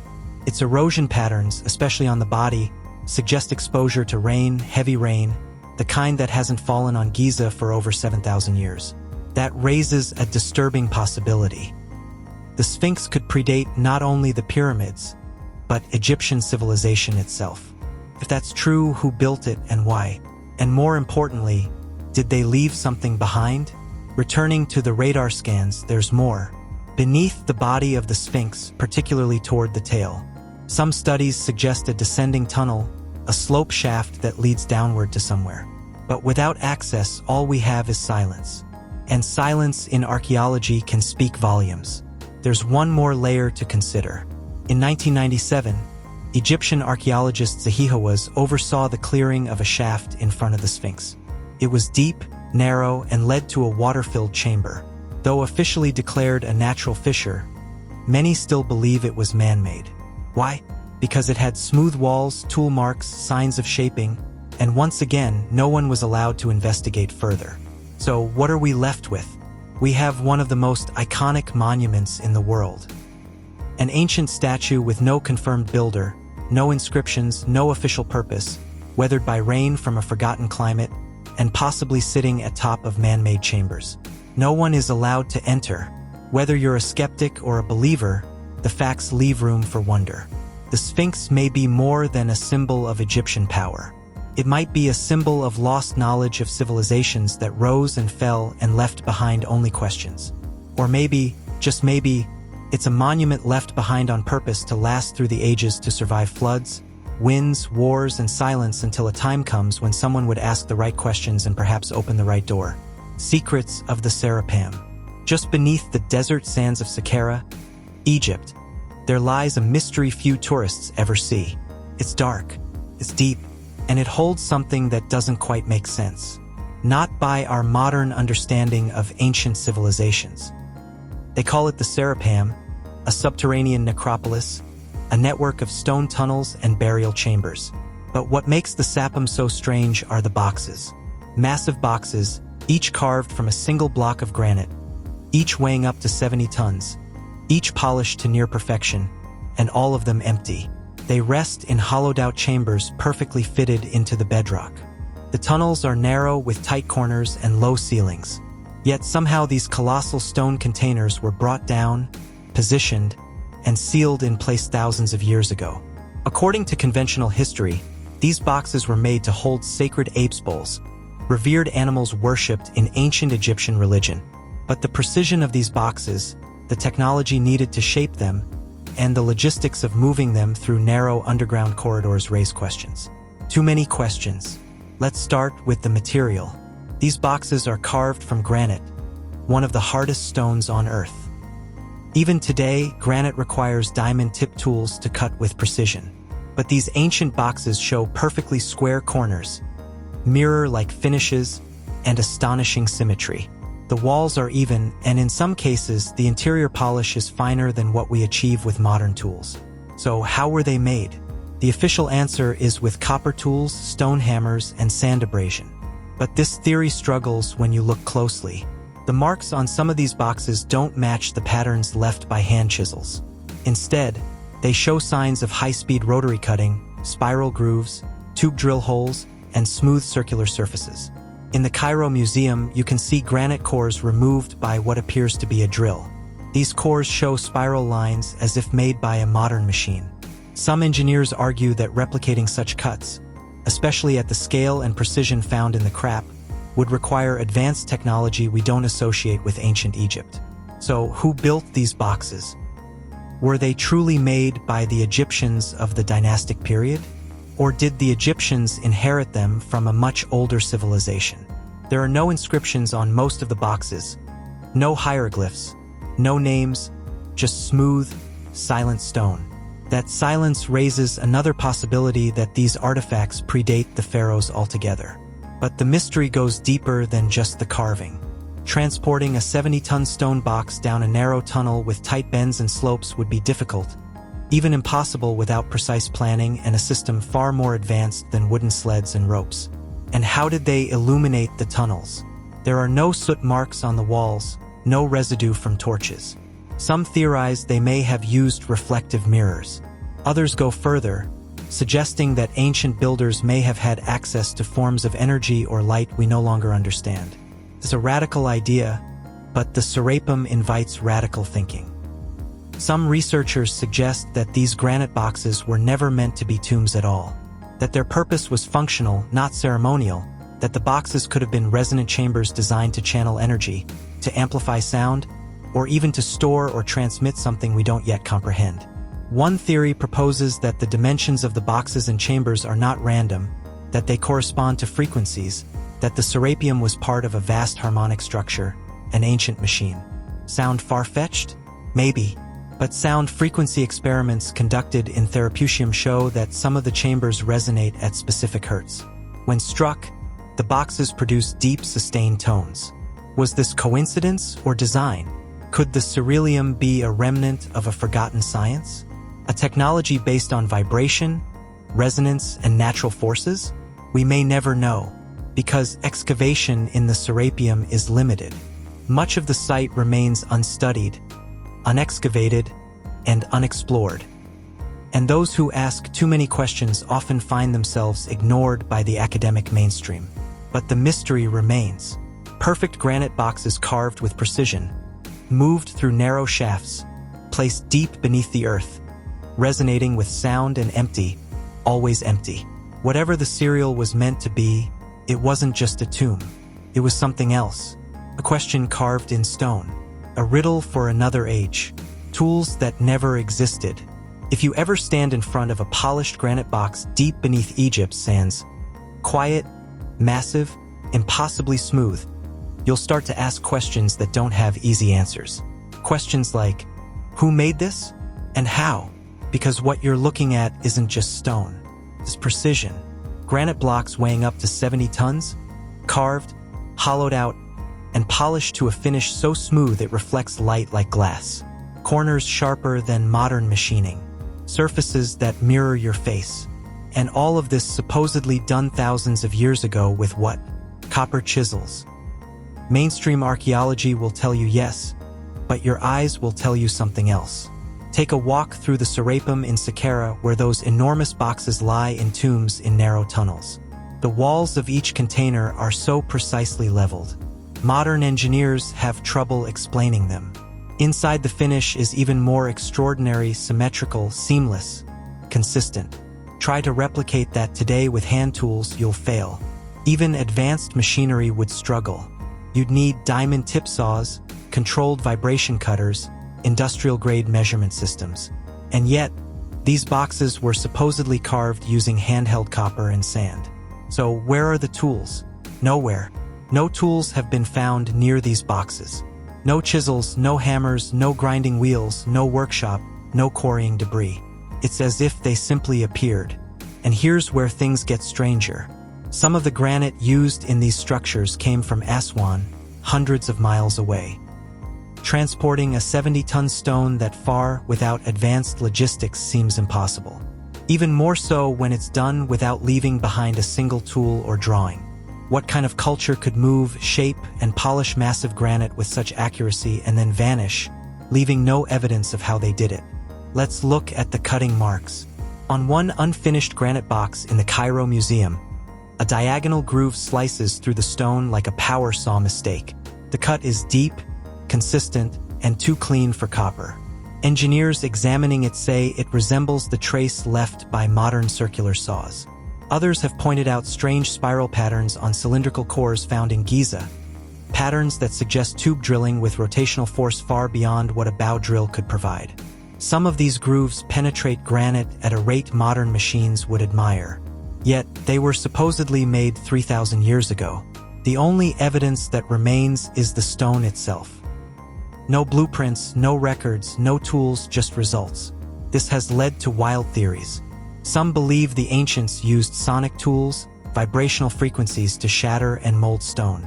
Others think they had access to hardened materials lost to time, tools stronger than steel, now eroded or taken.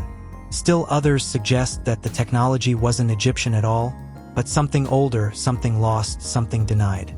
Because once you admit these stone boxes can't be explained by copper chisels and elbow grease, you open a door. A door to another kind of history, a version where advanced knowledge was held and used and then erased. Could this be why the boxes have no writing, no names, no kings, no literary texts? It's as if their builders didn't want to be remembered or knew they wouldn't be. They left us no stories, only the stone and the questions. What were they trying to protect? What could polish stone that smooth? And who exactly had the tools that never existed? The sealed chamber in the pyramid's heart. When we think of pyramids, we imagine grandeur, Giza, gold hieroglyphs whispering secrets from the walls. But hidden within one pyramid, not far from the Fume Oasis, lies something far stranger, something quieter, something that doesn't fit. There are no lavish inscriptions, no royal claims, just a chamber carved from a single block of quartzite sandstone. Polished, massive, perfect. But inside there is no name, no mummy, no treasure, nothing. Just emptiness and silence. Archaeologist Flender Petrie discovered this strange inner vault beneath a mud brick ruin in the late 1800s. From the outside, the pyramid barely stood, crumbled, weathered, forgotten. But as Petrie's team dug through the debris, the shape of something remarkable began to emerge. A sunken passage led downward, not northward like most pyramids, but south, a reversal unusual. The passage opened into a long shaft lined with descending ramps. As they cleared the rubble, they began to uncover enormous slabs of stone, some 20 tons or more used as trapdoors, sealed into place long ago. At the very bottom, buried beneath layers of limestone and mud brick, they found a central chamber carved out of one massive block of quartzite sandstone, over 110 tons in weight. That's heavier than 2 train cars combined. Yet somehow it had been moved, positioned, and hollowed with inhuman precision. And inside that chamber, a sarcophagus, but no markings, no cartes, no rare texts, not a single glyph, nothing to say who had been laid to rest here, or if anyone had been. Instead, Petrie found burned bones and fragments of charred diorite, a material so hard it's nearly impossible to carve, as if something or someone had been deliberately destroyed here. Why was this a tomb or something else? Why would a culture with such mastery of stone leave no story behind? Look at the workmanship. The chamber's interior is smooth, polished, and seamless. The corners are perfectly square. The lid of the sarcophagus aligns with such precision that a razor blade cannot slide between the seams. No mortar, no filler, just pure geometry.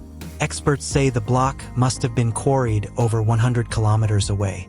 Transporting it over desert terrain would have required impossible coordination, even by today's standards.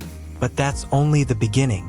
Modern engineers who examined the chamber found that its inner surfaces show signs of high-speed machining, subtle tool marks, laser straight edges, a level of refinement that seems to defy the limitations of ancient copper tools and pounding stones.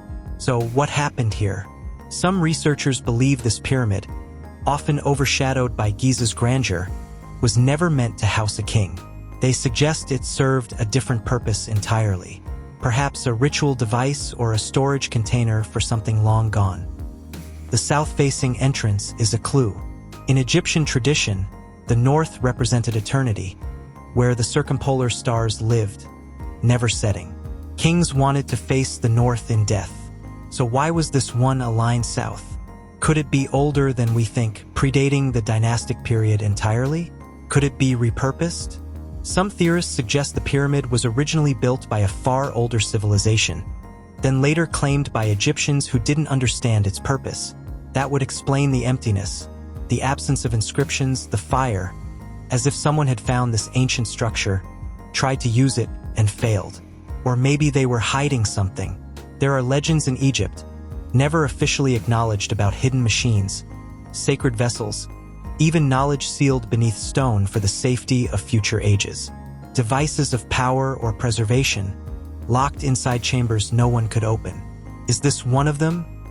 A sealed chamber at the pyramid's heart, carved by unknown hands, sealed with impossible stone, left untouched for thousands of years. Not because it was sacred, but because it was dangerous. Even now, the area around the pyramid remains quiet. Few tourists visit. Fewer archaeologists study it. But for those who do, the same questions return again and again. Who carved the chamber? Why was it sealed with a 100-ton stone? And what happened in that room where the air is still heavy with the silence of the past? Sometimes what we don't write down is more powerful than what we do. Sometimes stone speaks louder than story. And in the heart of this forgotten pyramid, the silence is deafening. Whispers from the lost labyrinth. In the quiet heart of Egypt, not far from the ancient city of Ha-Era, once stood a structure so immense, so intricate that even the pyramids seemed modest beside it. It wasn't built to pierce the sky or dazzle with towering heights. No, this was a structure that vanished into the earth. A maze, a chambered mystery buried beneath layers of time. The Greeks called it a labyrinth, and according to ancient historians, it contained over 3,000 rooms. The most vivid account comes from Herodotus, the father of history. When he visited Egypt in the 5th century BCE, he was allowed to see a small portion of the labyrinth, and what he witnessed left him stunned. He wrote that no words could do it justice, that even the grandeur of the pyramids paled in comparison. The labyrinth, he claimed, was an endless wonder. Corridors stretched in every direction, upper chambers, lower chambers, hidden halls sealed away from the public. Temples, shrines, chambers without doors. He wasn't alone. Ancient authors like Strabo, Pliny the Elder, and Diodorus Siculus all described this massive subterranean complex with equal awe. But here's the mystery. Today it's gone, or more accurately buried. We know its name. We know its general location, but we can't see it. Not anymore. So what happened? Let's return to the site. Near Hara, nestled in the Fume Depression, archaeologists in the 1800s stumbled across the foundations of something enormous. Walls, pillars, stone blocks unlike those used in later periods. But the full extent of the structure is hidden beneath meters of silt, rubble, and Nile sediment. Early explorers thought they were on to something extraordinary. Some even believed they had found the labyrinth described by Herodotus. One of them, Flinders Petrie, conducted extensive surveys in the area. He found rows of columns buried under the earth, chambers partially preserved, architectural fragments that didn't match the dynasties we know. It wasn't just big, it was different. Petrie theorized that what they were seeing was the roof of a far larger complex still sealed beneath the earth. Over the decades, more hints emerged. In 2008, a team of researchers from Belgium and Egypt used ground-penetrating radar to scan the region beneath Hara. What they found was astonishing. A network of walls, voids, and chambers, all matching the descriptions given by ancient writers. An entire subterranean grid, some of it extending over 300 m hidden beneath the surface. The radar showed patterns too regular to be natural. Structures, corridors, possible passageways, but still no official excavation followed. Why? Some say the area is too fragile, that digging could cause collapse. Others believe that political and logistical concerns have stalled progress. But there's another theory, one that creeps in when the official answers don't seem satisfying. Some believe the labyrinth is being deliberately avoided, and not without reason. According to ancient texts, the labyrinth wasn't just a ceremonial site. It was a repository of knowledge, a vault, a place where sacred texts, scientific records, and ancient technologies were stored, far from the eyes of the uninitiated. The lower chambers, Herodotus claimed, were off-limits. Even priests feared entering them. What secrets could be buried there? Was the labyrinth a kind of library, a power station, a machine? Some even suggest it predates dynastic Egypt entirely, a structure built by a lost civilization whose memory was later absorbed into Egyptian myth. Supporters of this theory point to the unusual construction. The blocks are heavier than those used in many pyramids. The layout is unlike any known temple or tomb, and its burial under so much sediment suggests an ancient catastrophe, perhaps a flood or even a pole shift, as some fringe researchers believe. Then there's the symbolism. Labyrinth in myth always represents something more than architecture. They are places of initiation, journeys into the self, trials of the mind and spirit. In Egyptian belief, The journey through the afterlife was often described as a maze filled with gates, guardians, and hidden traps. Could the physical labyrinth at Hara have mirrored these spiritual ideas? Could walking through it have been a ritual, a path to knowledge, or perhaps transformation? And if so, what lies at the center? That may be the most important question of all. Because many ancient myths, Greek, Egyptian, even Mesopotamian, speak of central vaults, protected chambers, or sealed rooms where gods once placed something not meant for man to find: knowledge, power, a weapon, or a memory, something forgotten. And if the labyrinth really exists beneath Hara, if those radar images are real, then perhaps the last chapter of that story hasn't yet been written. The earth is patient. It hides things well, but whispers still rise from buried stones, from ancient texts, from old maps that mark strange grids in the sand. Somewhere beneath the dust, beneath the silt and modern farmland, something sleeps, and one day someone might dig deep enough to wake it.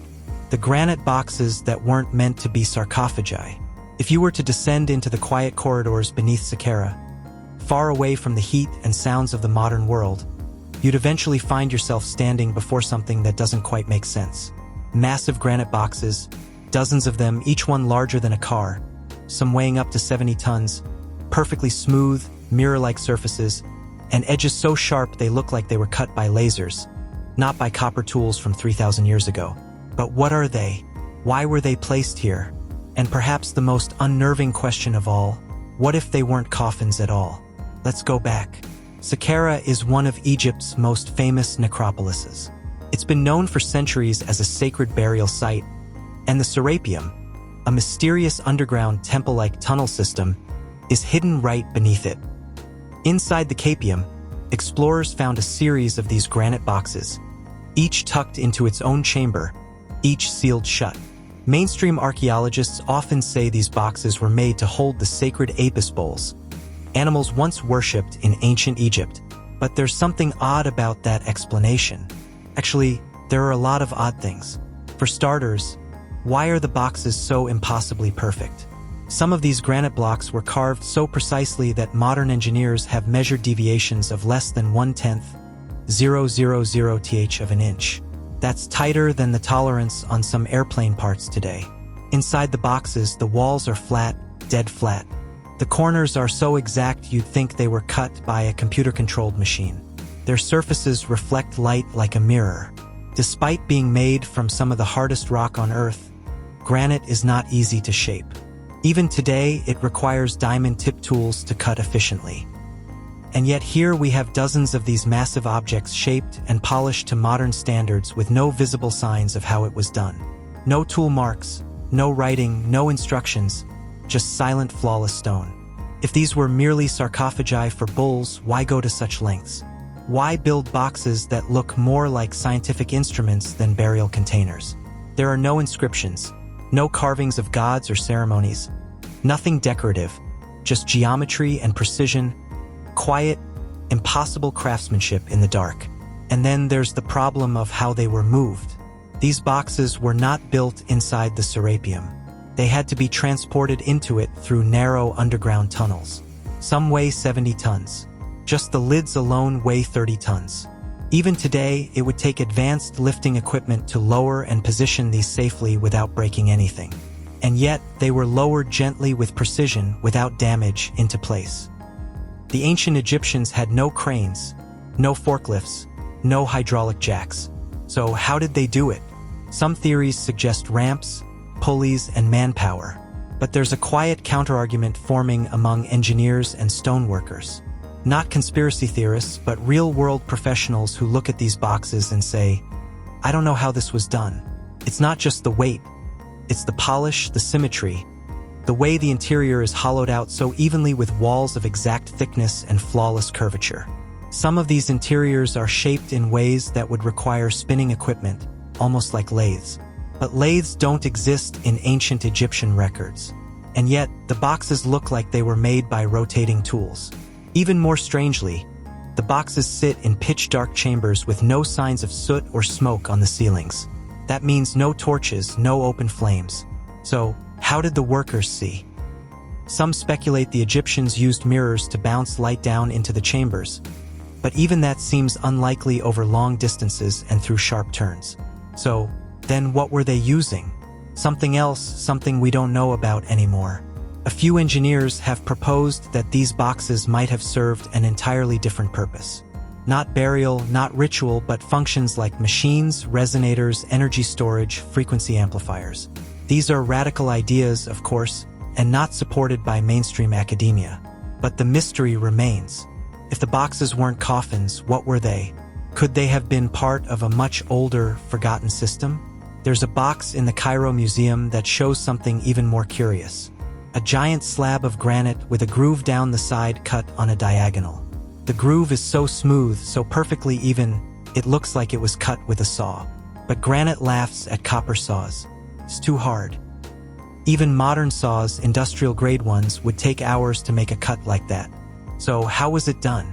In the 1990s, engineer Christopher Dunn measured some of these boxes and concluded that the tools needed to make them would have had to operate with forces far beyond manual labor, something powered, something advanced. And yet, no such tools were ever found. Another box found near the Pyramid of Lahun was carved entirely from quartzite. One solid piece. The walls are identical in thickness. The polish is like marble. The corner machine is perfect. No one can explain it. And because it can't be explained, it tends to be ignored. That's the strange thing about mysteries like these. When evidence doesn't fit the story we expect, we often pretend it doesn't exist. But it exists. You can visit these boxes. You can measure them, touch them, photograph them. You just won't get answers. Some researchers believe these artifacts weren't made by the Egyptians at all. They may have inherited them, used them, buried them again when they no longer understood their purpose. Perhaps they were made by a civilization long lost, a group with knowledge far beyond our assumptions about the past. A civilization erased by flood, fire, or time itself. We don't know, and maybe that's what makes it all so powerful. Because in these silent granite boxes buried deep in the earth lies a question that refuses to go away. What were they really made for? And who, if anyone, still remembers? Beneath the sands of Egypt, a legacy older than pharaohs. When people think of Egypt, they picture golden tombs, towering pyramids, and rows of hieroglyphs speaking the language of kings long gone. But Egypt is far older than its pharaohs, and beneath the dunes, beneath the temples, beneath even the oldest known layers, there are whispers of something far more mysterious, a machine not of gears or steam, but something more elemental and perhaps more advanced. Let's slow things down and begin at the surface, because on the surface, there is still so much we don't understand. All across Egypt, we find monuments that don't seem to fit the time they're placed in. Stonework too precise, blocks too large, alignments too exact, and deeper still, chambers we are not allowed to excavate, tunnels sealed off, ruins dismissed as natural. But what if they aren't natural? What if they're hiding a past that doesn't fit the story we've been told? At a site just outside the Fume Oasis, where the desert heat warps the horizon like a dream, you'll find the Pyramid of Wara. To most visitors, it's just a crumbling hill of bricks. But to those who've studied it closely, it may be one of the most important places in Egypt. Why? Because underneath it once stood what ancient historians called the greatest structure in Egypt's history. Greater than the pyramids, greater than the temples, a labyrinth with 3,000 rooms. Herodotus described it with awe. He claimed to have seen it himself. A winding, multi-level maze of chambers, many of them underground. But today it's gone. No grand entrances, no inscriptions, no carvings, just sand. And yet, in the 20th century, when aerial photographs were taken and satellites began scanning the ground, strange patterns appeared beneath the surface. Foundations, walls, rectangles too straight to be natural, all buried, all silent. Could this be the lost labyrinth? And if so, why was it buried? Some believe it wasn't just a palace or tomb complex. They say it had a function, a purpose, something not symbolic but technological. At other sites across Egypt, like the Kalam of Saqqara, we find clues. Enormous stone boxes weighing 70 tons each, polished, smoother than glass, perfectly shaped with no inscriptions. Who made them and how? These aren't just rough sarcophagi. They're masterpieces of geometry and engineering. Their surfaces are so precise that lasers today show deviations of less than a millimeter. Inside, their corners are flawless, 90 degrees angles carved into solid granite. The official explanation is that artisans used copper tools, but copper is softer than granite. It bends, it warps, it fails. Try cutting a diamond with a butter knife and you'll get the picture. Some researchers propose something more radical, that these artifacts weren't built with handheld tools at all, but with lost technologies, devices that work not by brute force, but by resonance, vibration, sound. In other words, ancient machines. And not necessarily machines with moving parts, machines that harness the planet itself. In places like Abu Rash and Zaviat Ellerin, there are strange constructions, massive granite shafts that go nowhere, circular pits with unknown functions, and most of them are either sealed off or ignored. In some cases, they're inside military zones. Why? Then there are the boxes, the granite boxes of the Capium, the giant containers of the Lahan Pyramid, and the smooth-cut vat at Zaviat Ellerin. All carved with precision no one can explain. At the bottom of the vat, a strange black residue was found. It wasn't painted. It wasn't dirt. Some say it was carbonized material burned at extreme temperatures. Others say it had magnetic properties. What was it used for? Was this a burial or a machine that processed something ancient? Let's not forget electricity. There are images from temples that show what some interpret as bulb-like shapes. And yet, no soot. In the deepest tombs, there's no sign of torch marks. If they didn't use fire, how did they see? What if the structures weren't just built with energy, but built to conduct it? Back at the Great Pyramid, more questions await. Unlike other pyramids, it has no ornate decorations, no clear burial remains, no inscriptions, but it does have chambers with unusual acoustics, vent shafts that align with the stars, and a central granite box perfectly positioned in what's called the King's Chamber. Why? What if the Great Pyramid was part of a global network, not to honor the dead, but to harness the earth? There are legends of these stories from old texts that speak of sound chambers, of vibrations, of harmonic machines once known to ancient priests and then lost. Could the buried ruins under the sand be part of this forgotten technology? Could the granite boxes have channeled sound or magnetism or some force we no longer understand? Many researchers today say yes, but they're not allowed to dig. Permits are denied. Access is restricted. And so the dunes remain undisturbed, silent, but not forgotten. Because more and more people are beginning to ask the same question. What's beneath the sands? A tomb? A palace? Or the shattered remains of an ancient machine? Lights without fire, inside the dark tunnels. If you've ever stood inside an ancient Egyptian tomb, you know the feeling. The stillness, the silence, the weight of stone pressing down through time. But in the deepest of tunnels, in places that haven't seen sunlight in thousands of years, there's something even stranger. They're clean, too clean. No soot on the ceilings, no burn marks on the walls, no residue from torches or lamps. And yet these tunnels were clearly used, explored, constructed with purpose.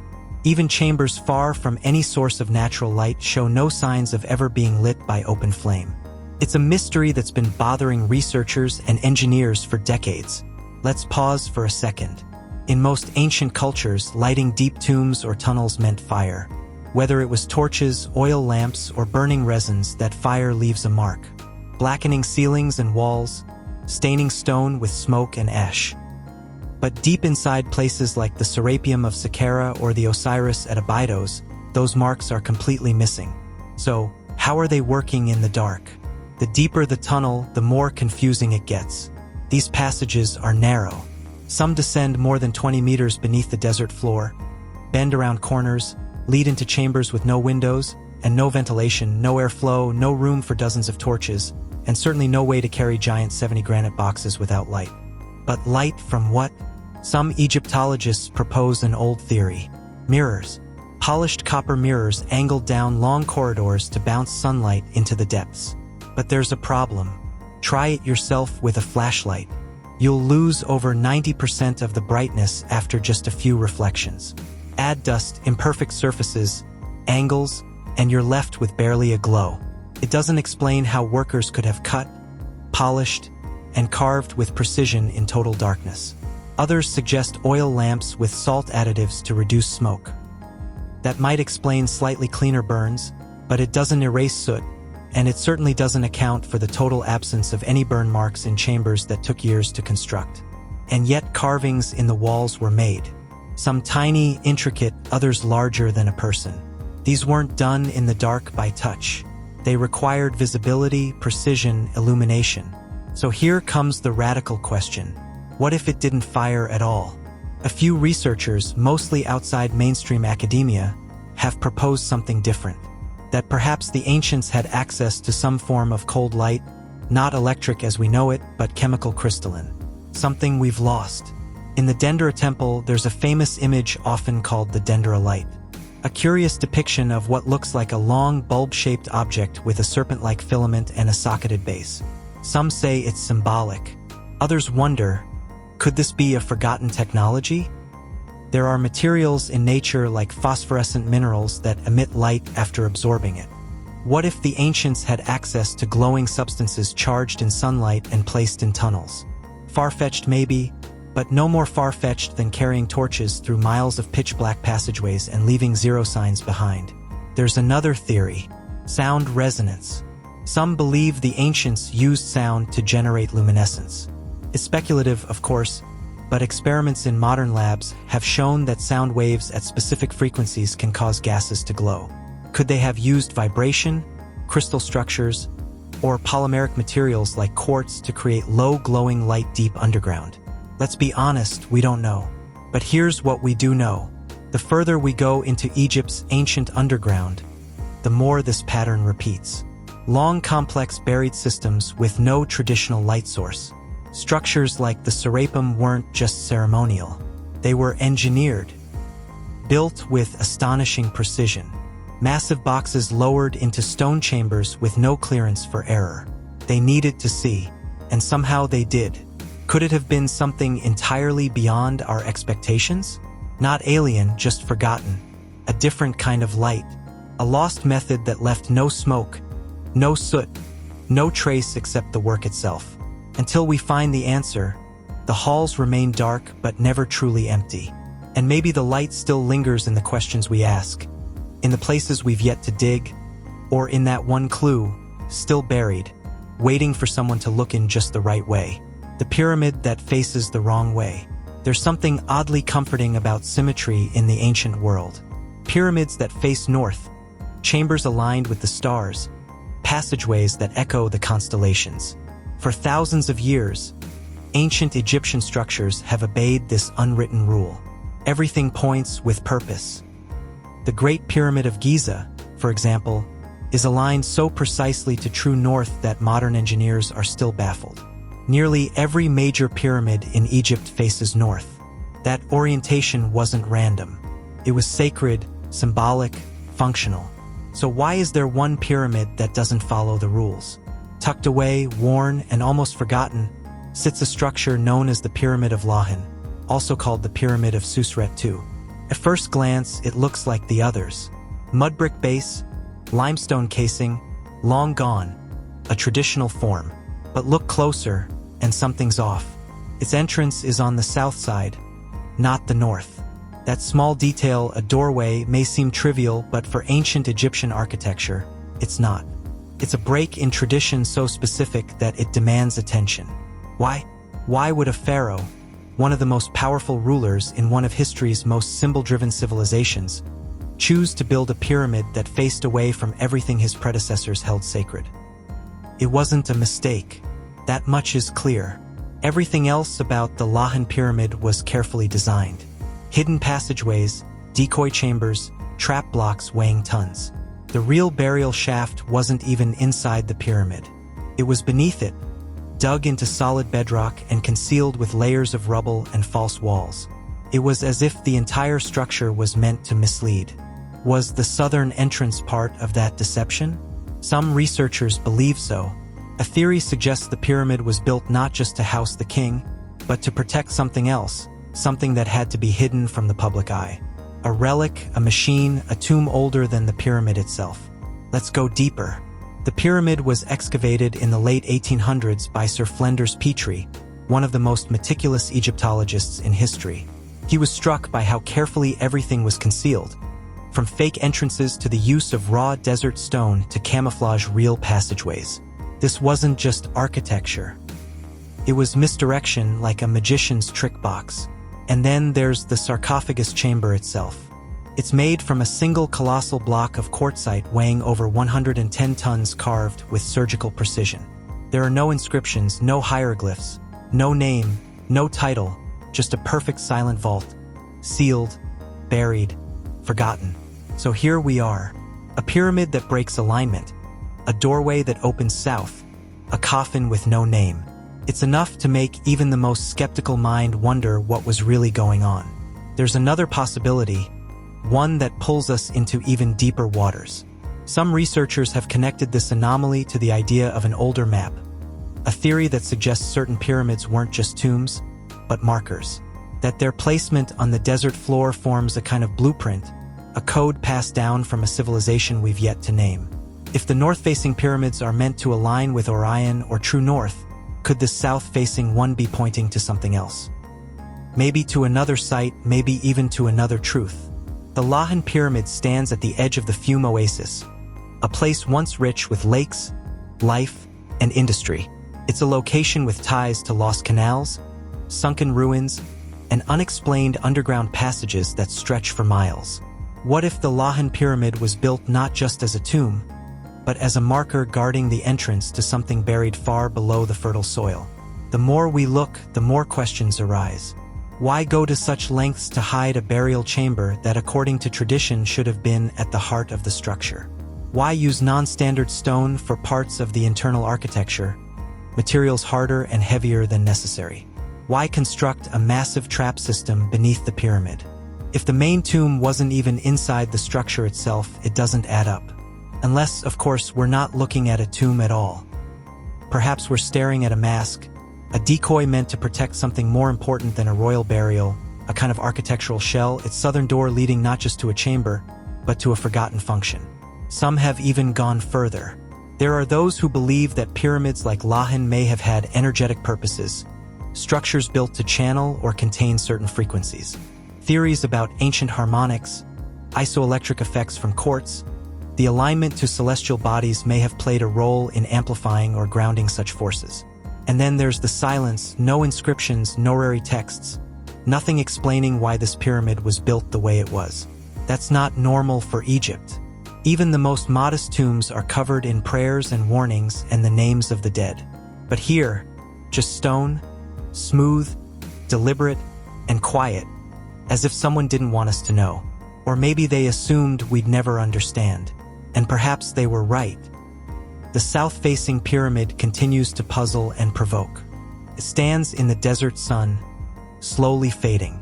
The secrets are sealed in sandstone and rubble. But the questions it raises still burn quietly in the minds of those who look too closely. Was it built to mislead, to protect something ancient, or to point the way to something we've yet to uncover? Whatever the answer is, it isn't waiting at the top. It's beneath us, buried, sealed, waiting. The black residue inside the granite vat. In the vast deserts of Egypt, past the crowded pyramids, beyond the familiar echoes of tourist footsteps, there is a sight almost no one talks about. It's not on postcards. It's not taught in schools. And yet, what lies buried here may hold one of the most confounding discoveries in all of ancient archaeology. It began with a strange pit, deep, narrow, roughly 21 m, about 7 stories straight down into the limestone bedrock. At the bottom, a cluster of enormous pink granite blocks placed together so precisely they looked like the workings of some forgotten machine, and nestled among them, half buried in dust and sealed in clay, was something even stranger. A massive oval-shaped granite vat carved with such symmetry, such smoothness that it could have been made yesterday. But it wasn't. This object, unknown, unexplained, was estimated to be over 3,000 years old. And when researchers finally opened it, they found nothing except a thin black residue coating its inner walls. No inscriptions, no bones, no treasure, no explanation, just a strange, oily darkness sealed for centuries in total silence. So now the question becomes, what was this vat for? And what could leave behind a residue like that? Let's rewind for a moment. The site was first explored in 1900 by Italian archaeologist Alessandro Barantai. He was working at a place known as Zetaron, a quiet rocky expanse about 5 miles southwest of the Giza Plateau. It was already littered with ruins, broken walls, weathered stone, and collapsed tombs. But this pit was different. Barantai wasn't the first to find it. Local shepherds had long spoken of a deep shaft filled with ancient stone, a place their grandparents warned them not to approach, a place some believed was cursed. When Barantai descended into the pit, what he found was beyond unusual. The granite blocks didn't look discarded. They looked assembled as if to support something heavy. They weren't decorative. They were functional. And in the center of it all was the vat, an oval, almost egg-like container with smoothed inner walls carved from a single massive block of pink granite. No lid remained. No writings, no handles, just a sealed vessel and a black stain. So what could it have held? Barantai proposed something radical at the time. He believed he was on the edge of discovering a subterranean complex, possibly older than dynastic Egypt. But funding ran out, war came, and before he could return, the Egyptian government declared the site off limits, turning it into a military zone. It's remained that way ever since. The granite vat was documented, measured, photographed, but never fully explained. Now, here's where it gets even more intriguing. Modern scientists have since tried to replicate granite carving techniques using tools we know the ancient Egyptians had: copper chisels, diorite pounding stones, and sand abrasives.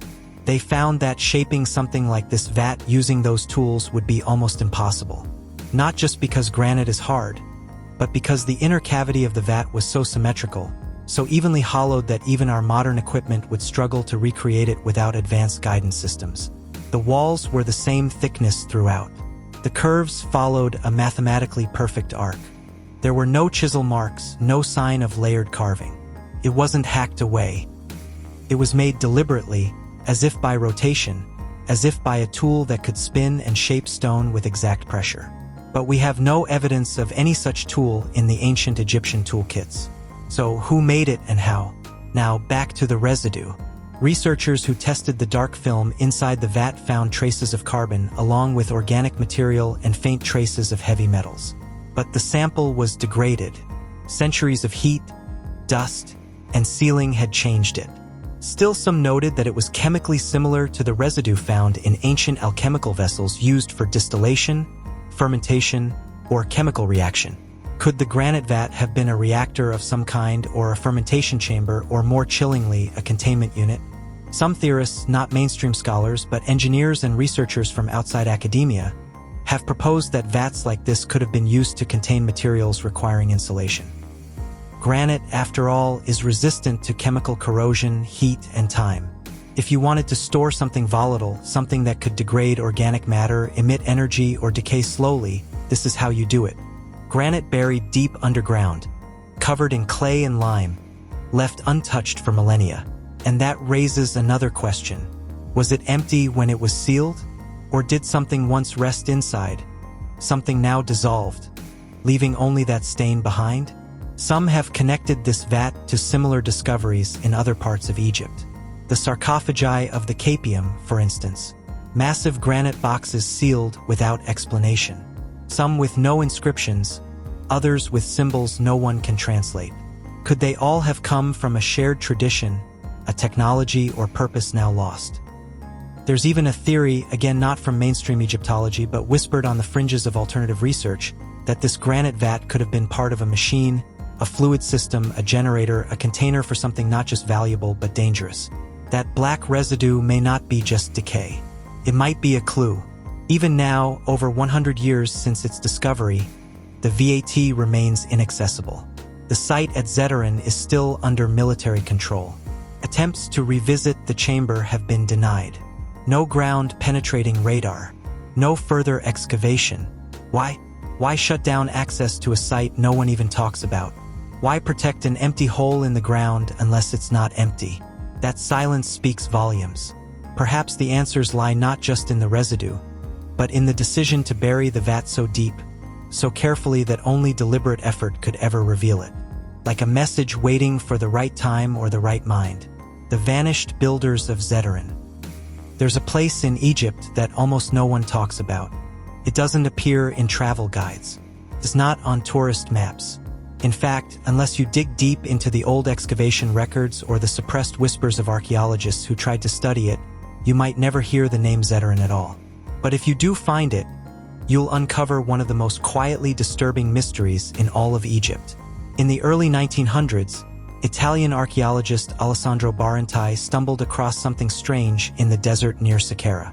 He found a pit, just a pit, but inside it was filled with massive stone blocks.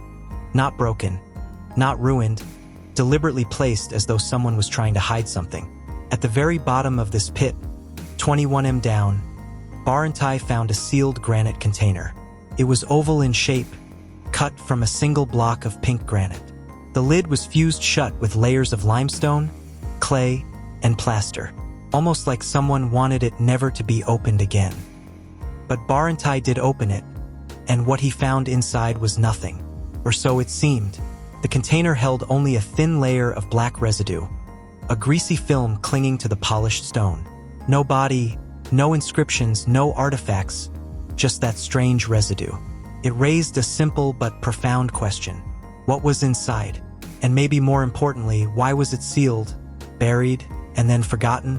Barsi believed he had stumbled onto something extraordinary. Not a tomb, not a burial site, but possibly the entrance to a massive underground complex, a structure that had been intentionally concealed beneath layers of earth and stone. But before he could dig further, his excavation was shut down. First, it was funding, then lack of interest. Finally, the Egyptian government declared Zetaron a military zone. No more excavations, no more photographs, no further access. It's been sealed off ever since. So what did Barantai find? And why did someone want it forgotten? Let's look closer at that granite container. It was expertly carved, polished smooth, just like the mysterious granite boxes in the Column of Saqqara, some of which weigh over 70 tons and are finished with a level of precision we still struggle to reproduce. Granite as a material is hard.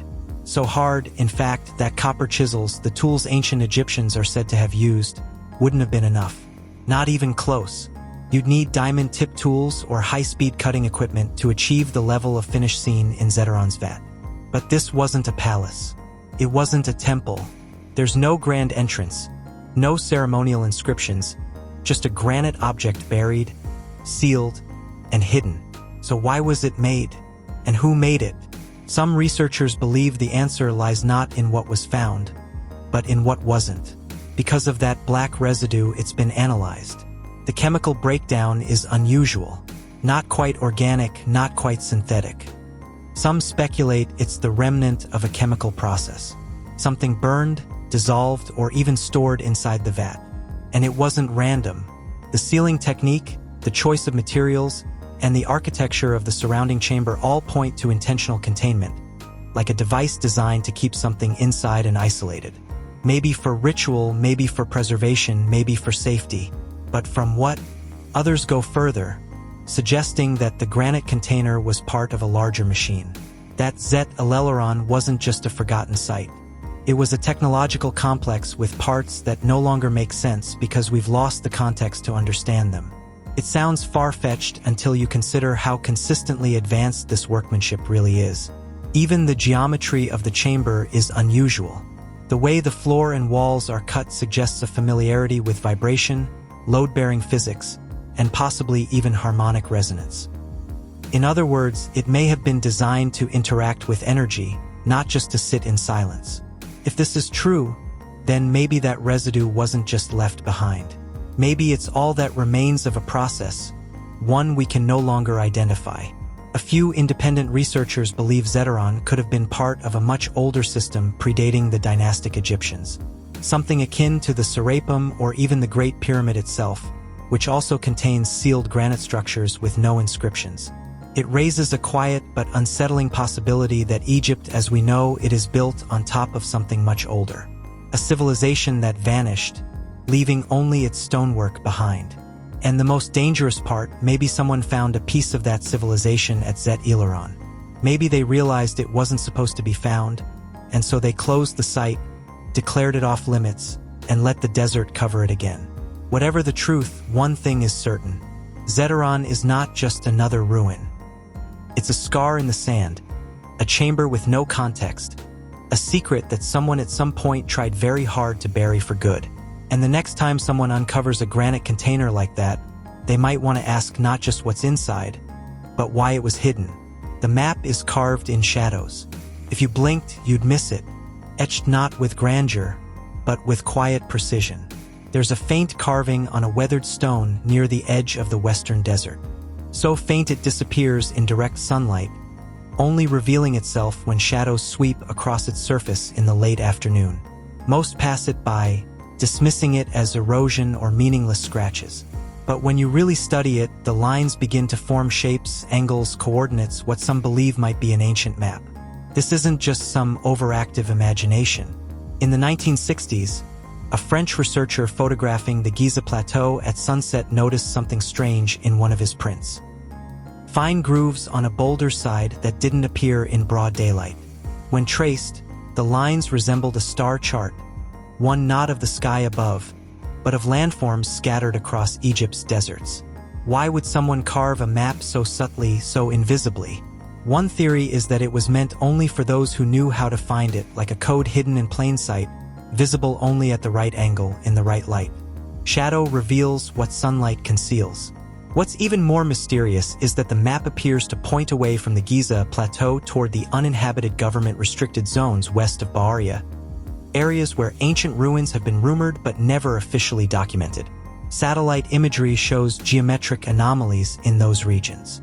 Rectilinear patterns under the sand unexplainable by natural formations. Could those shapes match the patterns on the stone? Some say yes. In 2003, an independent group of researchers compared the faint engraving to satellite overlays of unexplored Egyptian desert. The orientation and proportions seem to align. Not perfectly, but unervingly close. If that's true, it means someone thousands of years ago knew how to map the land from the air or from a perspective we still don't understand.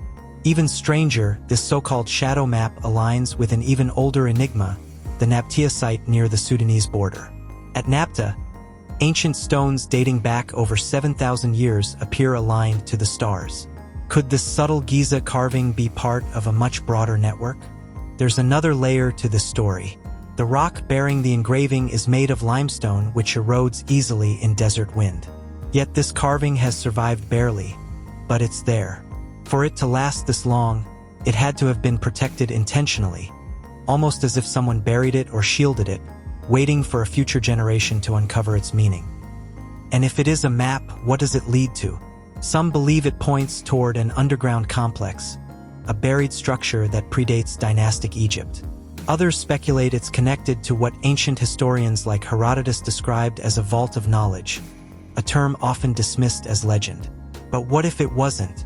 One archaeologist who visited the site in the late 90s noted that the stone was placed at a strange angle, tilted slightly eastward, as if it was positioned not for beauty, but for functionality.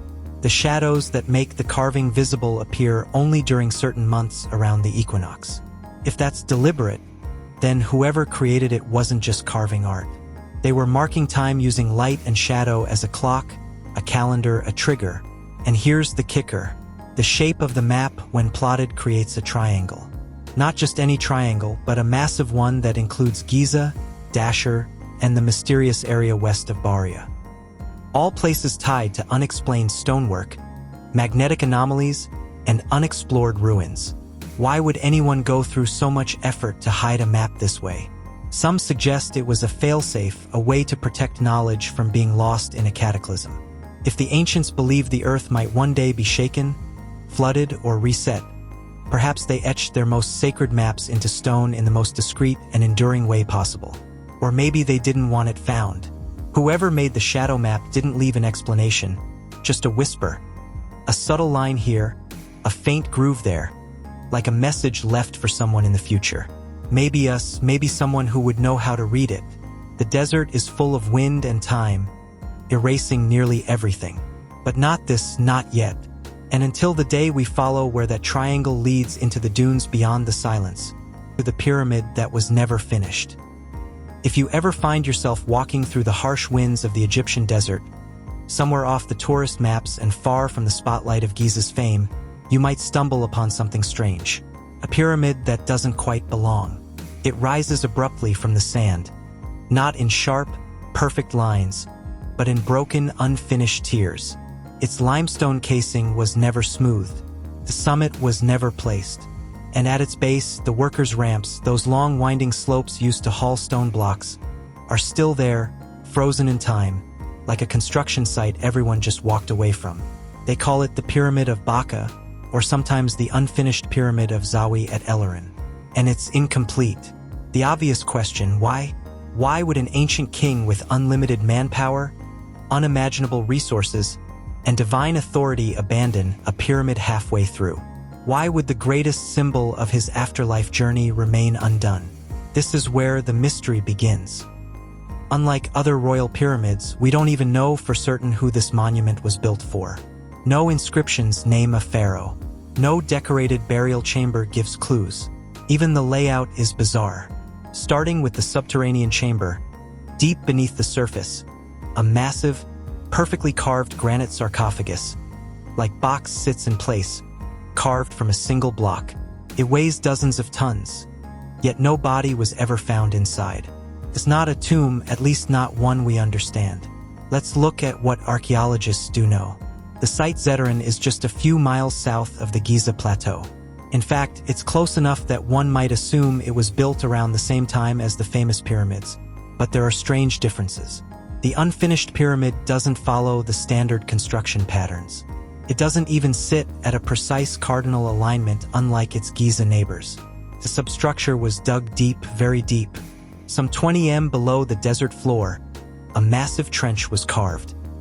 At the bottom of this trench sits that enormous granite box, so large and so smooth that many question how it was placed there at all. No chisel marks, no seams, just solid, unblemished stone. The box itself was sealed shut with a circular plug. But when modern archaeologists opened it, they found nothing. No inscriptions, no bones, no ashes, just empty silence. Was it looted? Possibly. But here's where things get stranger. There are no tunnels, none. Unlike other pyramid sites that often show signs of tomb robbers, this chamber had no break-ins, no hidden shafts, no pried open lids. So why was the box empty? And more importantly, why was it sealed at all? Some researchers suggest the project was abandoned suddenly, perhaps due to the pharaoh's unexpected death. Others believe political upheaval or shifting priorities could have halted the work. But if it was just a canceled building project, why go to such trouble to place the granite box? Why carve the chamber at such depth? Why seal it and then walk away? Let's consider something even more unusual. The tools required to carve that granite box to such precision are not ones we can easily explain. Granite is among the hardest stones on Earth. Carving it using copper chisels, as the standard historical narrative suggests, is unlikely. Copper is too soft. It wears quickly. The level of polish and symmetry found in the chamber suggests something more, something we can't fully account for. In fact, the granite box here closely resembles those found in the Sapayam of Saqqara, another mysterious site known for its oversized sarcophagi, carved from a single block, polished to mirror smoothness, and tucked into tunnels that show no signs of fire or torch use. Why is this significant? Because those boxes were also sealed and mostly empty, a pattern is beginning to emerge. Some researchers argue that these granite containers were never meant to house mummies, that their design, precision, and material suggest a different function, perhaps as resonators or energy devices or even containment vessels for something we no longer understand. Which brings us back to the unfinished pyramid. What if it was never meant to be finished? What if its purpose was not a burial, but an experiment? A chamber built not for death, but for interaction with sound, vibration, energy. What if it was part of a broader system? One that includes the Giza pyramids, the Sphinx, the Serapeum, and the many forgotten ruins beneath the desert sands. Satellite imagery has revealed faint outlines of other possible structures beneath the surface near Zawi at Elerin. Walls, chambers, linear anomalies, but excavation is restricted. The area has been designated a military zone off-limits to further study. Why? Why shut down investigation into an unfinished pyramid? Why place guards around a structure no tourist visits? Could it be that there's more beneath the site than meets the eye? Let's not forget Egypt's vast desert is not just sand. It's a graveyard of forgotten knowledge. Beneath every dune might lie another monument, another vault, another enigma. And this pyramid, half-built, half-buried, may hold a key to understanding it all. A snapshot of a moment when something bigger was being attempted. Something we still don't understand. As you rest, picture the scene. Workers carving deep into bedrock. Massive stone boxes lowered with uncanny precision. And then a sudden stop. Silence. Dust settles. Ramps fall into disrepair. Wind reclaims the site. Thousands of years later, only fragments remain, but questions, those still echo. Who built it? Why did they stop? What was sealed inside the granite box, if anything? And what might still lie buried untouched beneath the unfinished pyramid? We may never know. But if the sands of Egypt ever part again, perhaps the answers will finally rise. Like the pyramid that was never finished, the missing stones of the Giza Plateau. If you've ever stood at the foot of the Great Pyramid of Giza, you know the feeling. The overwhelming weight of stone, the impossible geometry, the sense that this structure is far older, far stranger than we've been told. But what's rarely discussed is what isn't there. Because once these pyramids weren't bare, smooth, polished casing stones covered their surface from base to tip, fitted so precisely that not even a knife could slip between them. Today, nearly all of those casing stones are gone, vanished. And it's not just the outer shell. Across the entire Giza Plateau, around the pyramids beside the Sphinx, near ancient walls and structures, blocks are missing. Entire sections that were once part of the original plan have simply disappeared. Some say they were removed, stolen for mosques and palaces, repurposed as construction materials in later centuries. But others ask, what if they were never placed at all? What if the builders stopped? What if what we're seeing today is an incomplete system? Let's start with what we know. When the Great Pyramid was first completed, if it ever truly was, it was said to be covered in white limestone, polished to reflect the sun so brilliantly it could be seen from miles away.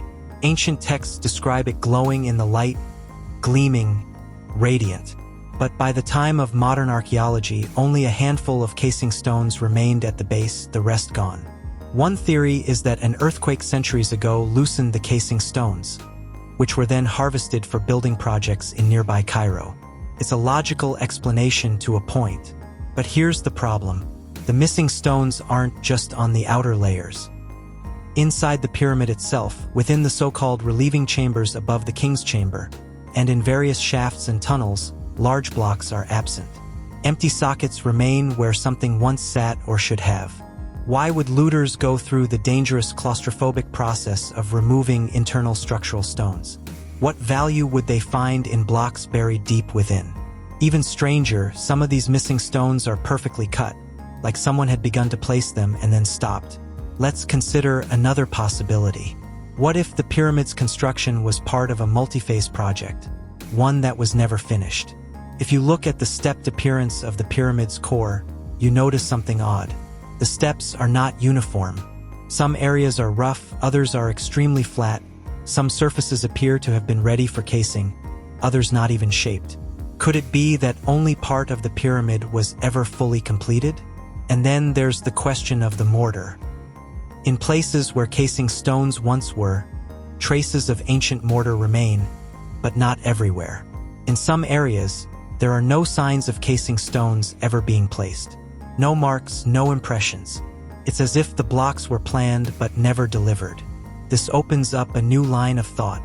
What if the builders never finished what they started? Not because of war or death or lack of resources, but because something changed. What if the project was shut down? Let's take a broader view of the Giza Plateau. Scattered throughout the area are enormous blocks of stone. Some the size of small cars, half buried, cracked, or abandoned. Some have no obvious purpose. Others seem like they were meant for something, but never made it to their final destination. We find massive troughs carved into the bedrock, perhaps meant as foundations for walls that were never built or for buildings that were never completed.